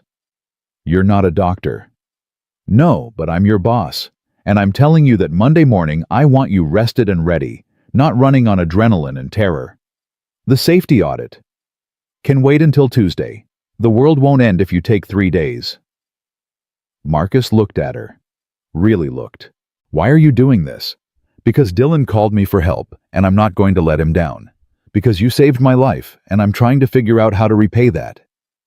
Because, Victoria's voice caught. Because I'm starting to understand that seeing people means seeing all of them. Not just the hero parts. The broken parts too. Thompson arrived with the car. Marcus let him help him up, let Dylan guide him to the passenger seat. The boy buckled his father's seatbelt with practiced ease. "I'll call you later," Dylan told Victoria. "To let you know he's okay. That's what we do. We check in with people who help." "I'd like that very much." After they left Victoria, and Catherine stood in the parking garage, breathing in gasoline fumes in silence. "He's not going to make it," Victoria said. "What? The job, the pressure, the expectations. He's barely holding it together now, and I just threw him into board meetings and company-wide announcements and 800 people watching his every move. I'm going to destroy him. Or you're going to give him a reason to heal." Catherine touched her daughter's arm. "He's been surviving, Victoria, keeping his head above water. Maybe now he can actually swim. Or drown. Then we throw him a life preserver. We don't give up on him." Victoria's phone buzzed. An email from Thompson with the subject line, "Complete list, Marcus Chen rescues." She opened it. Felt the world shift. 12 documented incidents over 9 years. 12 times Marcus Chen had run into danger. 12 lives saved. Children, adults, elderly. Fire car accidents, 1 building collapse. Each report noting the same thing: unidentified man, refused medical attention, left before police could get a statement. "He's been doing this for 9 years, Victoria whispered. "Running toward disaster and never staying long enough to be thanked." Catherine read over her shoulder. "My God. And we almost fired him. I almost sent him away with nothing. But you didn't. It was close. If you hadn't recognized the shoe, if Dylan hadn't called, if any single thing had gone differently, he'd be gone. And I'd never know." Victoria looked at her mother. "How many others are there? How many people are saving lives in quiet ways and nobody sees them?" "I don't know. But we can start seeing them now." They went back upstairs. Victoria's afternoon was packed with meetings she couldn't focus on. Her mind kept drifting to Marcus, sitting on concrete, gasping for air, trapped in a fire that happened 9 years ago. At 4 p.m., her phone rang. Dylan's number. "He's sleeping," the boy reported. "He took his medicine, and now he's sleeping. I'm doing homework at the kitchen table. Mrs. Chen from downstairs is checking on us." "Mrs. Chen?" "She's not really related to us, but Dad helps her with stuff, so she helps us back. That's how neighbors work." "Smart." Victoria paused. "Dylan, can I ask you something?" "Okay." "How long have you been taking care of your dad like this?" Silence. Then quietly. "Since I was 5. That's when the nightmares got really bad. Mom had just died and Dad was sad all the time, and sometimes he'd wake up screaming. I learned to make him tea. That's what Mom used to do. Tea, and sit with him until he remembered where he was." Victoria's eyes burned. "You were 5 years old. Almost 6. And Dad takes care of me way more.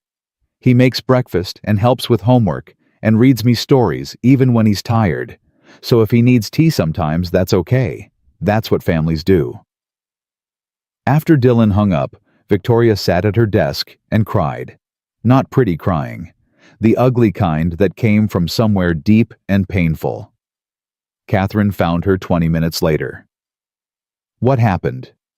Dylan was 5 years old when he started making his father tea for PTSD nightmares. While most kids that age are learning to tie their shoes, he was learning to ground his father during flashbacks. "Oh, sweetheart. I gave Marcus a high-pressure job, put him in the spotlight, made him stand in front of 800 people. And he smiled and shook hands and acted fine, and then had a breakdown in a parking garage where his 7-year-old son had to call for help." Victoria looked up. "I'm hurting him. Everything I do to help is actually making it worse." You're assuming he's fragile. He's not. He's wounded. There's a difference. What difference? Fragile things break under pressure. Wounded things are already broken and learning to function anyway. Marcus has been doing that for 9 years. You're not breaking him. You're just bringing the broken parts into the light. And that's better. It's honest. And honesty is where healing starts. Victoria's computer pinged. An email from Jennifer Martinez with 3 attachments, photos from the warehouse fire 4 years ago. Marcus carrying a child through smoke. Marcus with burned dressings on his back. Marcus walking away from the ambulance before they'd finished treating him. The caption on the 3rd photo. Security guard leaves hospital AMA. Refuses to give name. He never stays, Victoria said. Saves them and disappears. Why? Maybe he doesn't think he deserves the gratitude. Maybe the PTSD makes him feel like he's not a hero, just someone who got lucky. Maybe... Catherine leaned closer to the screen. Wait. Zoom in on that 2nd photo. Victoria enlarged it. Marcus's back covered in bandages, and visible between the dressing's older scars. Burn scars that predated the warehouse fire. Those are from Riverside, Catherine whispered. From saving you. He walked into another fire 4 years later, with those scars still healing. Walked in anyway. Victoria felt sick. He keeps going back, even though it breaks him. Even though he has nightmares, he keeps running toward the fire. Because that's who he is. And you can't save him from that. You can only make sure he has support when the fires catch up to him. How do I do that? You already started. You gave him a job where he prevents fires instead of just surviving them. You gave him resources and respect and a community. Now you give him space to be human, to have bad days, to need help. Victoria pulled up HR files, started typing. I'm creating a new position, Director of Employee Wellness, someone who specifically handles mental health support, PTSD resources counseling. Not just for Marcus, for everyone. That's a start. And I'm changing the safety department budget, adding staff so Marcus isn't carrying everything alone, building a team like he wanted. Better. And I'm calling his therapist, with his permission, to make sure we're not triggering him unnecessarily. Catherine smiled. Catherine, now you're thinking like someone who actually cares. I do care. I just don't know how to help. Nobody knows how to help until they try. You're trying. That's enough. Victoria worked until midnight building a framework for support systems that should have existed years ago. Mental health resources, peer counseling, PTSD specialists. Childcare not just for Dylan, but for every employee with kids. Flexible schedules, real benefits. She was restructuring the entire company around the idea that people weren't machines, that they broke sometimes, that broken didn't mean useless. Her phone rang at 2 a.m. Marcus's number. I'm sorry for today. His voice was rough from sleep or crying or both.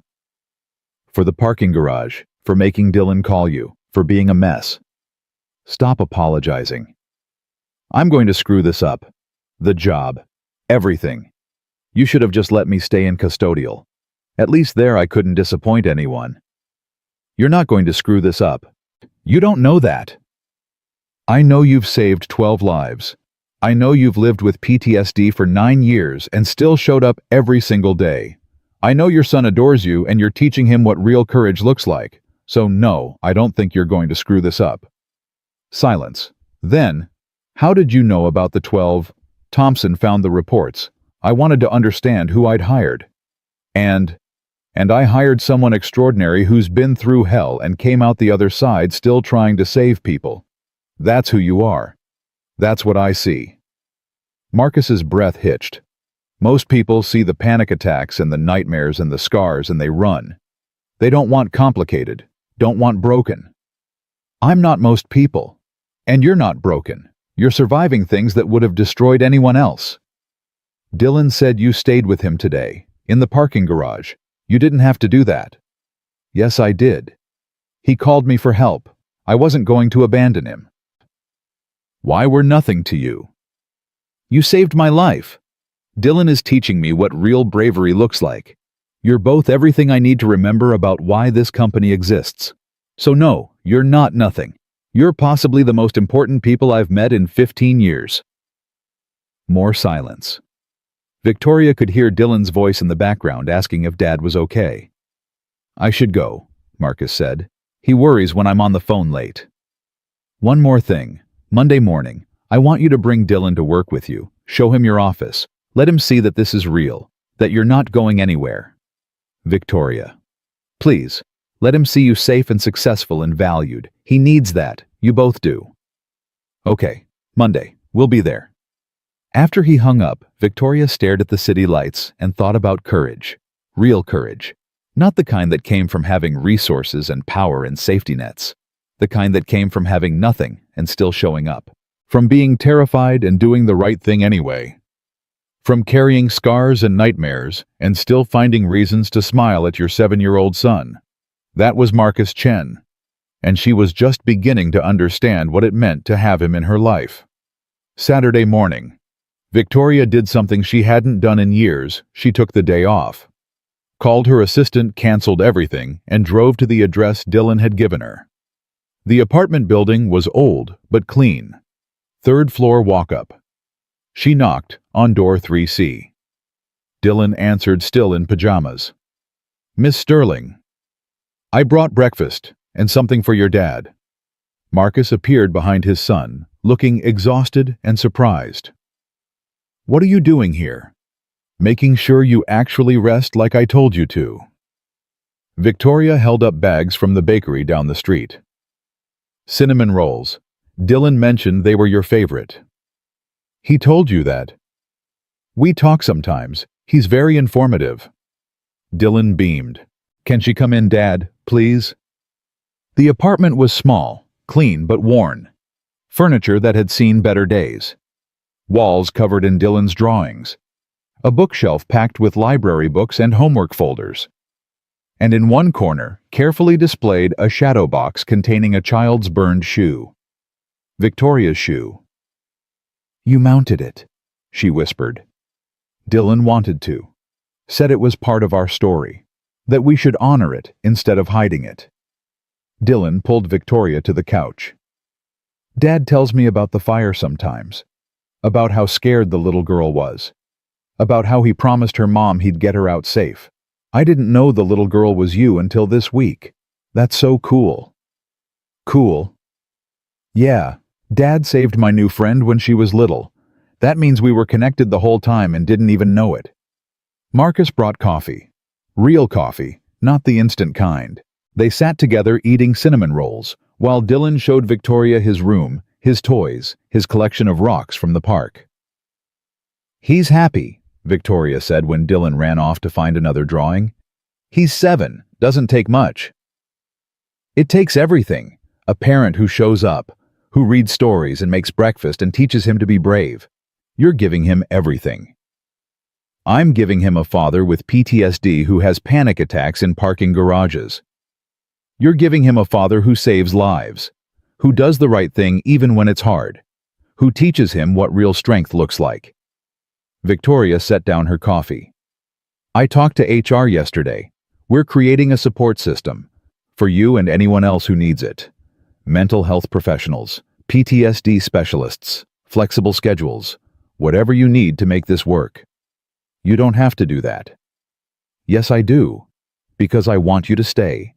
Not because I owe you, because you're good at this job, and you're going to save lives, and because Dylan deserves to see his father succeed.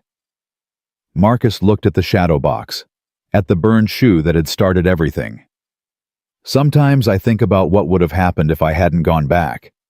If I'd just followed protocol and stayed outside. I'd be dead. Maybe. Or maybe someone else would have saved you. Someone who didn't end up with nightmares and scars and a kid who has to make tea at 3 a.m. Or maybe no one would have. And my mother would have spent 9 years grieving instead of searching. And I wouldn't be here now trying to build something better. Victoria touched his arm. You saved me. That matters. It will always matter. And the nightmares and the scars don't make that less true. They make it more real. Dylan returned with a drawing Victoria and Marcus and Dylan and Catherine all holding hands labeled, My New Family. Marcus's eyes filled. Buddy, you can't just... But it's true, Miss Sterling and Grandma Catherine are family now. That's what Dad says. Family is people who show up when you need them. They showed up. Victoria took the drawing with shaking hands. Can I keep this? Yes, I made it for you. Then I'm going to frame it. Put it in my office, right where everyone can see it. Marcus wiped his eyes. I don't know how to thank you. You don't have to. Just show up Monday. Bring Dylan. Start building your team. That's all the thanks I need. They talked for hours. About the fires, the rescues, the years of running and never staying. About Dylan's mother and her death, and how Marcus had learned to be both parents. About nightmares and therapy and small victories like sleeping 4 hours straight. It was the most honest conversation Victoria had had in years. When she finally left, Dylan hugged her at the door. Will you come back? If your dad says it's okay. Marcus nodded. You're welcome here. Anytime. Driving home, Victoria called her mother. I think I understand now. Understand what? Why you spent 9 years looking for him. Why the shoe mattered so much. It's not about the rescue. It's about the connection. About finding someone who saw you at your most vulnerable and didn't turn away. Yes, Catherine said simply. That's exactly it. I'm going to make this work, Mom. The job, the support systems, all of it, because he deserves it. They both do. I know you will. I'm proud of you. Sunday evening, Victoria's phone rang. Marcus. The warehouse job, the one Jennifer told you about. Her daughter wants to meet me. She's asked 3 times. Jennifer thinks it might help. Closure or something. Do you want to meet her? I don't know. What if she sees me and realizes I'm just a person, not a hero? Just someone who got lucky. Then she sees you, the real you, and that's better than the fantasy anyway. Will you come with me if I do it? I know that's weird, but I'll be there, whatever you need. They met Tuesday afternoon. The girl was 11 now, bright-eyed and nervous. She handed Marcus a card she'd made covered in glitter and hearts. Thank you for saving my life. She read from it. I'm in 6th grade now. I want to be a firefighter when I grow up. Because of you. Marcus cried. Right there in the coffee shop in front of Jennifer and her daughter and Victoria. Just let the tears fall while this girl who'd been 7 years old and terrified told him about her dreams. You're my hero, she said simply. And Marcus, who'd spent 9 years running from that word, finally let himself hear it. 6 months later, Marcus Chen stood in front of 200 new hires at Sterling Tech's safety orientation. Dylan sat in the front row, swinging his legs, beaming with pride. My name is Marcus Chen, he began. His voice was steady now, practiced. And I'm going to tell you something most companies won't. I have PTSD. I have panic attacks. Some mornings I wake up smelling smoke that isn't there, and that's exactly why I'm the right person for this job. The room was silent. Victoria watched from the back, Catherine beside her. 9 years ago, I pulled a 7-year-old girl from a burning building. She's now the CEO of this company. I did it 4 more times after that. Different fires, different people. Each time I went in, I came out with new scars, new nightmares, new reasons to be afraid of fire. He clicked to the next slide. Photos of burn victims. Statistics on workplace accidents. Safety violations that led to deaths. I know what happens when corners get cut. When someone decides saving money is worth risking lives. I've carried those bodies out. I've heard those screams, and I will never let it happen here. A hand went up. Young guy fresh from college. But isn't that biased? Making decisions based on personal trauma instead of data. Marcus smiled, not unkindly. Show me your data that says it's okay to risk lives for profit. I'll wait. The hand went down. Here's what you need to understand. Safety isn't about following protocols. It's about seeing people. Every worker who walks through that door is someone's father, mother, son, daughter. They matter. And if you can't see that, you're in the wrong room. After the orientation, 3 people approached Marcus. 2 were veterans. 1 was a single mother who'd survived a factory collapse. You get it, the mother said. Most bosses talk about safety like it's a checkbox. You talk about it like it's personal. It is personal, Marcus said. Every time. Dylan tugged his father's sleeve. Dad, can we show them the wall? The wall had become Dylan's project. A memorial wall in the safety department featuring photos of every person Marcus had saved. 12 faces. 12 stories. 12 reasons why safety mattered. Jennifer Martinez's daughter was there, the 11-year-old who wanted to be a firefighter. Next to her photo was one of Victoria at age 7, taken months before the fire. Catherine had provided it. This is why we do this, Dylan explained to the new hires who'd followed them. Because every single person matters. Dad taught me that. Victoria's phone buzzed. Thompson. Ma'am, there's a situation. Facility 6. The loading dock. Her blood went cold. What kind of situation? The hydraulic lifts. 1 failed. 3 workers trapped underneath. Emergency crews are on site, but... I'm on my way. Get Marcus. She was already running. Marcus appeared beside her, pulling on his safety vest. Dylan called after them. Be careful, Dad. Always, buddy. Stay with Catherine. They took the helicopter. 15 minutes to Facility 6. Victoria's mind raced through worst-case scenarios while Marcus checked equipment with practiced efficiency. The lift that failed, he said. It's the one from the audit, the one that was serviced early. You flagged it 6 months ago. I flagged it. Board voted to postpone the replacement until next quarter. Said it was safe enough. Victoria's stomach dropped. Gerald Hutchins pushed that vote. I know. They landed on the facility roof. Chaos below. Fire trucks, ambulances, workers standing in clusters. The loading dock was a mess of twisted metal and hydraulic fluid. The site manager ran to them. 3 men underneath. We can't lift it without risking collapse. The whole system is compromised. Marcus was already moving. How long have they been under? 20 minutes. 1 is unconscious. The other 2 are responsive but fading.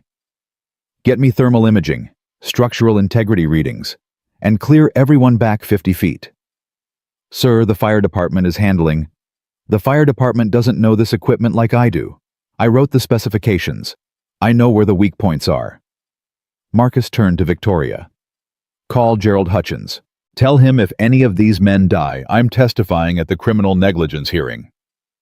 Victoria made the call. Gerald answered on the first ring. I heard. How bad? 3 men might die because you delayed a repair to save money. How do you think it is? That's not fair, the engineers said. The engineers who missed the aluminum wiring problem. Those engineers, Marcus flagged this 6 months ago, and you overruled him. Silence. Then, what do you need? A lawyer. For yourself. Because if we lose anyone today, I'm burning your career to the ground. She hung up. Marcus was on his stomach now, looking under the collapsed lift with a flashlight. I can see them, he called. 2 are pinned at the legs. 3rd is under the main support. That's the unconscious one. Can we lift it? The fire chief asked. Not without killing them. The hydraulic pressure is keeping the weight distributed. We lift wrong and it shifts. Crushes them instantly. Then what do we do? Marcus was quiet for a long moment. Then, we cut them out, piece by piece. Support the weight as we go. It'll take hours, and someone has to go under there to do it. That's insane. 1 wrong move, and whoever's under there dies with them. I know. Marcus started strapping on safety gear. That's why it has to be me. Absolutely not. Victoria grabbed his arm. You have PTSD. You have Dylan. You can't. I can't let them die because I was too afraid to try. Marcus met her eyes. This is what I do, Victoria. This is who I am. You're not invincible.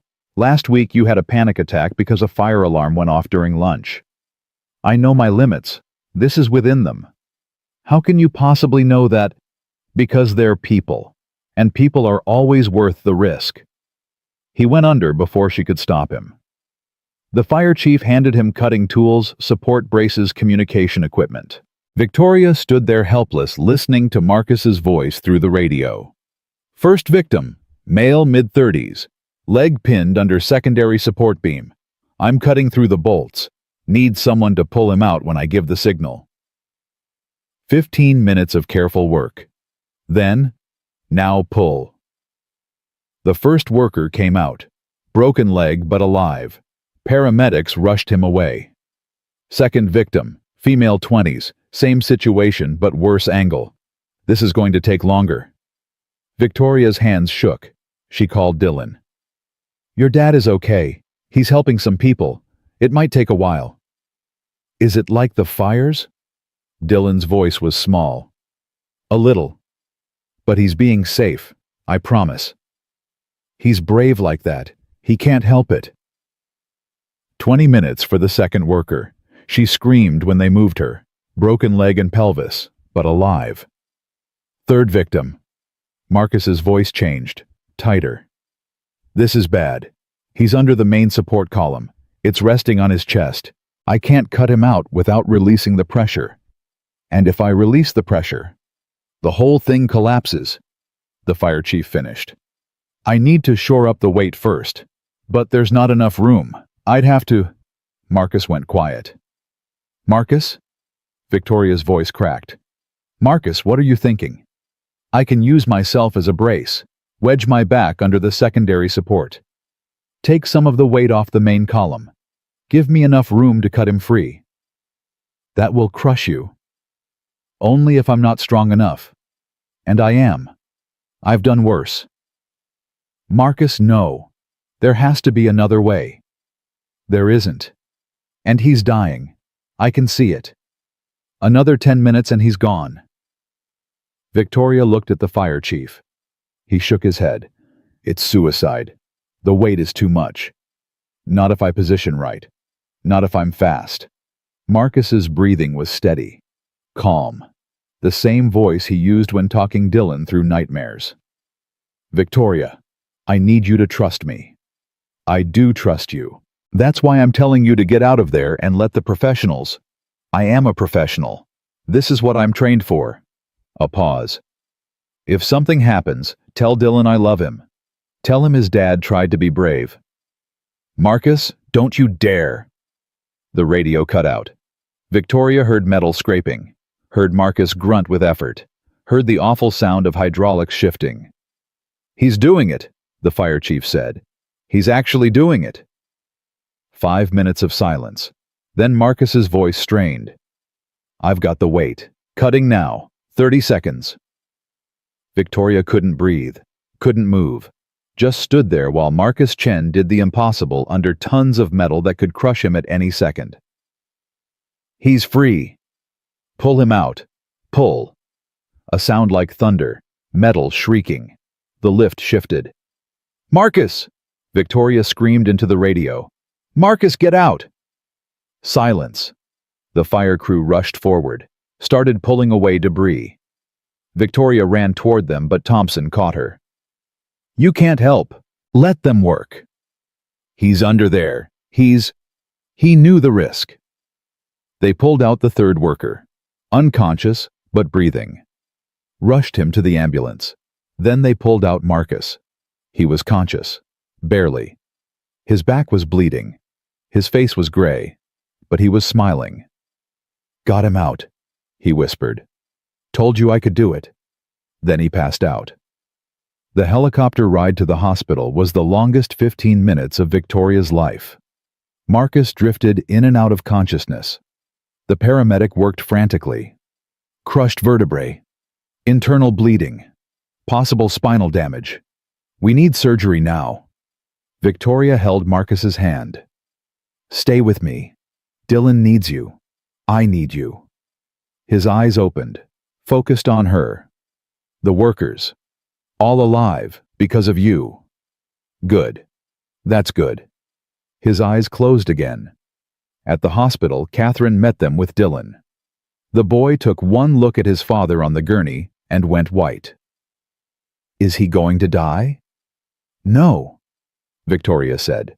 She had no idea if it was true, but she said it anyway. Your dad is the strongest person I know. He's going to be fine. They operated for 6 hours. Catherine kept Dylan distracted with games and stories. Victoria paced the waiting room, replaying every moment, every decision that had led to Marcus being under that lift. The surgeon finally appeared. He's stable. The surgery went well. He'll need months of physical therapy. The spinal damage was less severe than we feared. He should make a full recovery. Victoria's legs gave out. Catherine caught her. Dylan burst into tears. Can we see him? The boy asked. Soon. Let him wake up first. While they waited, Victoria made calls. To the board, to legal, to HR. Gerald Hutchins is done, she told Catherine. I'm removing him from the board. Criminal negligence. 3 counts. He'll fight it. Let him. I have Marcus's report from 6 months ago recommending immediate repair. I have the board minutes showing Gerald's vote to delay. I have 3 workers who almost died. He's finished. Good. When they finally let them in, Marcus was awake. Pale and in pain, but awake. Dylan climbed carefully onto the bed, avoiding the wires and tubes. You scared me, the boy said. I'm sorry, buddy. Did you save them? The people under the lift. All 3. Dylan nodded, like he'd never doubted it. That's what I told Miss Sterling. I said you always save people, even when it's hard. Marcus looked at Victoria. She was crying, didn't bother hiding it. You could have died, she said. But I didn't. That's not the point. You have Dylan. You have a life. You can't keep throwing yourself into danger like you're expendable. I didn't think I was expendable. I thought I was capable. There's a difference. Not when you're lying in a hospital bed, there isn't. Marcus reached for her hand. I'm sorry, for scaring you, for scaring Dylan, but I'd do it again. Those men have families too. They matter too. You matter.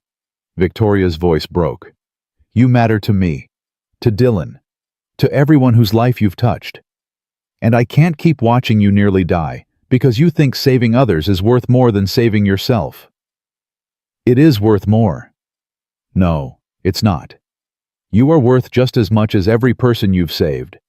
And until you believe that you're going to keep doing this, keep risking everything, keep breaking Dylan's heart every time you go under a burning building or a collapsed lift or whatever comes next. Marcus looked at his son. Dylan was crying quietly, holding his father's hand with both of his. Is that true, buddy? Do I break your heart? Dylan nodded. Every time you leave for work, I'm scared you won't come home. Every time the phone rings, I think someone's calling to say you died. And I love you, and I'm proud of you, but I'm also really, really scared. The words hung in the air like an accusation. Marcus's eyes filled. I didn't know. I thought I was teaching you to be brave. You are. But you're also teaching me that being brave means not being scared, and I'm scared all the time. Being brave doesn't mean not being scared. It means being scared and doing it anyway. Then why can't you be scared of leaving me? Dylan's voice rose. Why is everyone else more important than staying with me? The question broke something in Marcus. Victoria saw it happen. Saw the moment he understood what his heroism was costing his son. You're right, Marcus whispered. You're absolutely right. I've been so focused on saving others that I forgot the person who needs me most is right here. So you'll stop? Dylan asked hopefully. No more going under collapsing things.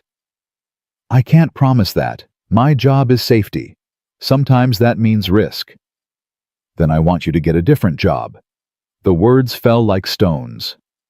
Marcus looked at Victoria, at Catherine, at his son's tear-stained face. "You want me to quit? I want you to stop almost dying. Miss Sterling can find someone else to save people. I only have one dad." Victoria knelt beside the bed. "Dylan, your father is the best at what he does. He saves lives because he understands what's at stake. We can't just replace that. But I can't replace him. And every time he goes to work, I think maybe this is the time he doesn't come back. That's not fair. Why do other people get to have him more than I do?" No one had an answer for that. Marcus pulled Dylan closer. "I'm sorry. I'm so sorry. I thought I was being a good father, teaching you the right things. But all I've done is make you afraid. You are a good father, the best. But you're also a hero, and I don't want a hero. I just want my dad." Catherine wiped her eyes. Victoria stood, giving them space. In the hallway, she called an emergency board meeting. "Tomorrow, 9 a.m., non-negotiable." The next morning, Victoria stood in front of the board with Marcus's letter of resignation in her hand. He'd written it that morning from his hospital bed because Dylan had asked him to choose. "Marcus Chen is resigning," she announced. "Effective immediately, because his 7-year-old son is terrified of losing him, and we've created a culture where being a hero means abandoning your family." Gerald Hutchins wasn't there, already facing criminal charges. But his allies were. Patricia spoke first. "That's unfortunate, but understandable. We'll begin the search for a replacement." "No." Victoria placed the letter on the table. "We won't. Because I'm not accepting his resignation." Confusion rippled around the room. "Instead, we're restructuring. Marcus will move to a supervisory role. He'll train the team, review procedures, make decisions. But he won't be the one going under collapsing lifts or into burning buildings. We'll hire specialists for that. Military rescue teams, structural engineers, people whose families won't spend every day terrified."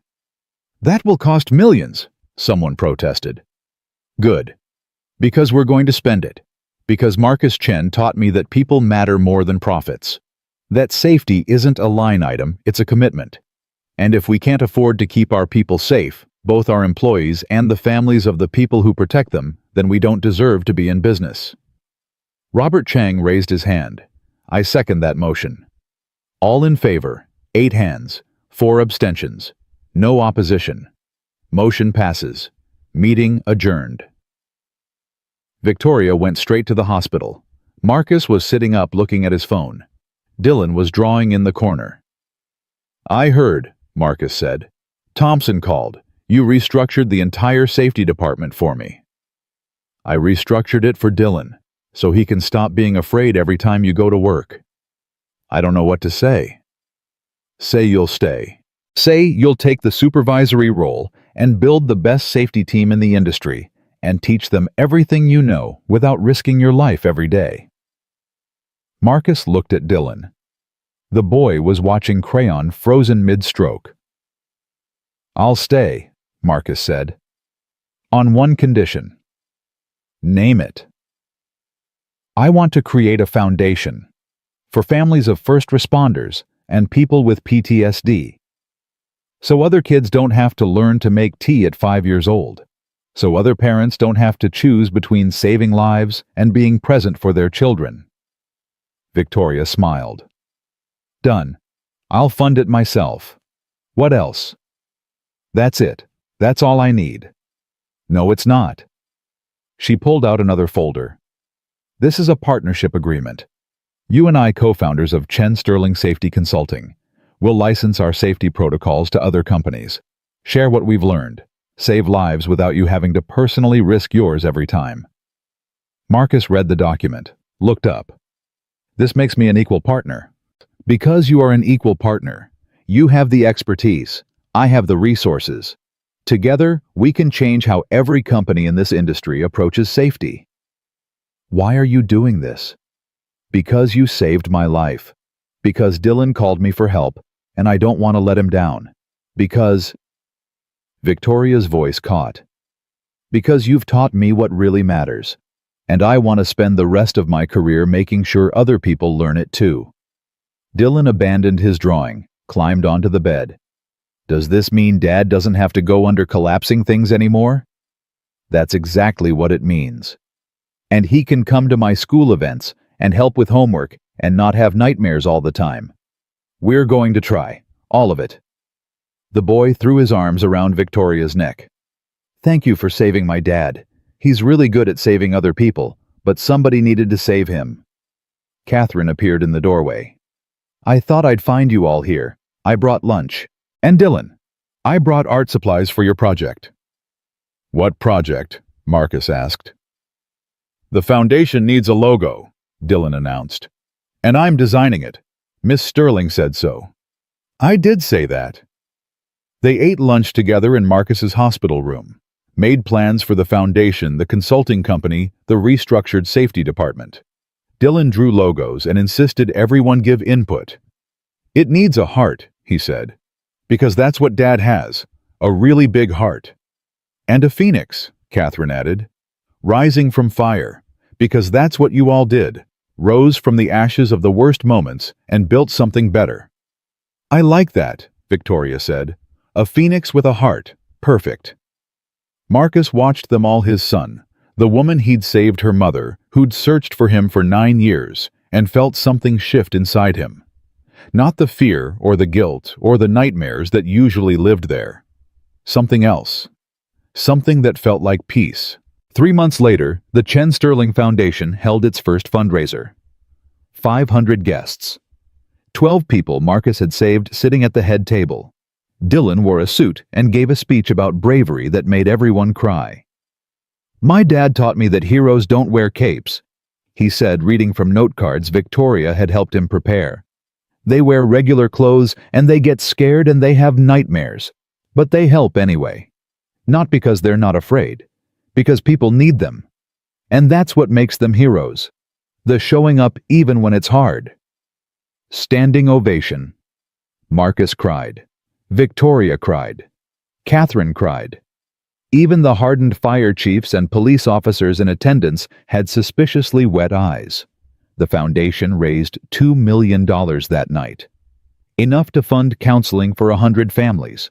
Enough to start support groups in 5 cities. Enough to make sure other children didn't have to carry their parents' trauma alone. After the gala, Victoria found Marcus on the balcony. Dylan was asleep inside, curled up in a chair, still in his little suit. You did good tonight, she said. We did good. None of this happens without you. None of this happens without you running into that fire 9 years ago. Marcus smiled. Funny how that works. One decision, one moment, and it changes everything. Do you regret it? Any of it? The nightmares, the scars, the years of struggling. Marcus looked through the glass at Dylan sleeping peacefully. Not even a little, because it led here. To him having a future. To me having a purpose beyond just surviving. To finding people who see me. Really see me. I see you, Victoria said quietly. I see someone extraordinary who's been through hell and came out still trying to save people. I see someone who taught me that success isn't about buildings or money. It's about who you help along the way. I see someone I'm honored to call my friend. Friend, Marcus repeated. I like that. Good, because you're stuck with me now. Me and Dylan and my mother who's basically adopted you both. Could do worse for family. They stood in comfortable silence watching the city lights. Somewhere out there, people were living lives that Marcus had saved. Children were growing up because he'd run into fire. Families were intact because he'd made impossible choices. And here on this balcony, the man who'd spent 9 years running toward danger was finally learning to stand still, to accept help, to let himself be saved. Dylan stirred inside. Marcus went to him, lifted him carefully, held him close. Time to go home, buddy. Did we raise lots of money? Dylan asked sleepily. We did. Enough to help a lot of families. Good. That's what heroes do. They help people. That's what everyone should do, not just heroes. Everyone. Victoria drove them home. Marcus in the passenger seat, Dylan asleep in the back. When they arrived at the apartment, Marcus turned to her. Thank you. For everything. For seeing me when I was invisible. For giving me a chance. For saving my life the way I saved yours. We saved each other, Victoria said. That's how it works when you actually see people. You realize we're all saving each other. Every day. In small ways and big ones. She watched them go inside. Marcus carrying Dylan up the stairs. A father and son who'd learned that being brave didn't mean facing danger alone. It meant accepting help, building community, letting people see your broken parts, and trusting they'd stay anyway. That was the real heroism, not the running into fire, the letting people in after. Victoria drove home past the Sterling Tech building where this had all started. Past the parking garage where Marcus had fallen apart, and she'd learned what real courage looked like. Past the hospital where she'd realized that saving lives wasn't always about dramatic rescues. Sometimes it was about restructuring a company so a 7-year-old could stop being afraid. Sometimes it was about creating foundations and partnerships and safety protocols. Sometimes it was about showing up with cinnamon rolls on a Saturday morning because someone needed to know they weren't alone. That was the lesson. The one Marcus Chen had been trying to teach all along. People matter. All of them. Not just the ones with corner offices or impressive titles or perfect lives. The broken ones. The scared ones. The ones who smell smoke that isn't there and have nightmares about fires that happened years ago. Especially them. Because they're the ones who understand what really matters. What's worth fighting for. What's worth saving. And in the end, Victoria thought that's what heroism really is. Not the absence of fear, not the perfect rescue, not even the scars you carry. It's the choice to see people, to show up, to help even when it's hard, to keep trying even when you're terrified. To be brave, not because you're not scared, but because someone needs you to be. That's what Marcus taught her. That's what Dylan reinforced every time he called for help, or made tea at 3 a.m., or drew pictures of families that chose each other. That's what the burned shoe represented. Not just a rescue, a connection. A reminder that we're all connected by the moments when we choose to see each other, when we choose to help, when we choose to be brave. And that Victoria realized as she pulled into her driveway was worth more than any building she could construct, or merger she could close, or title she could earn. That was the legacy she wanted to build. Not Sterling Tech Industries. Not billions in revenue or market dominance. A world where people saw each other, helped each other, saved each other. Every single day. That was the world Marcus Chen had been building all along. One fire at a time. One rescue at a time. One person at a time. And now Victoria understood what her real job was. Not CEO. Not billionaire, not even friend or partner or co-founder. Witness. To heroism in its truest form. The quiet kind. The everyday kind. The kind that doesn't make headlines but changes everything anyway. The kind that shows up with burned shoes and broken bodies and traumatized children and says this matters, you matter, we all matter. And keeps showing up. No matter what. That was Marcus Chen. That was Dylan. That was Catherine and Jennifer and every person who'd been saved and every person who'd done the saving. That was the story Victoria would tell, for the rest of her life, to anyone who would listen. The story of how a burned shoe changed everything. How a janitor saved a CEO twice, once from fire, once from herself. How a 7-year-old boy taught powerful people what real courage looks like. How broken people built something beautiful together. Not despite their scars. Because of them. Because in the end, the only thing worth building is connection. The only success that matters is seeing people. The only legacy worth leaving is a world where everyone understands you are seen, you are valued, You matter. That's what the burned shoe meant. That's what Marcus Chen taught. That's what Victoria Sterling finally learned. And that's the truth that would echo long after the buildings crumbled and the money was spent and the titles were forgotten. People save people. And sometimes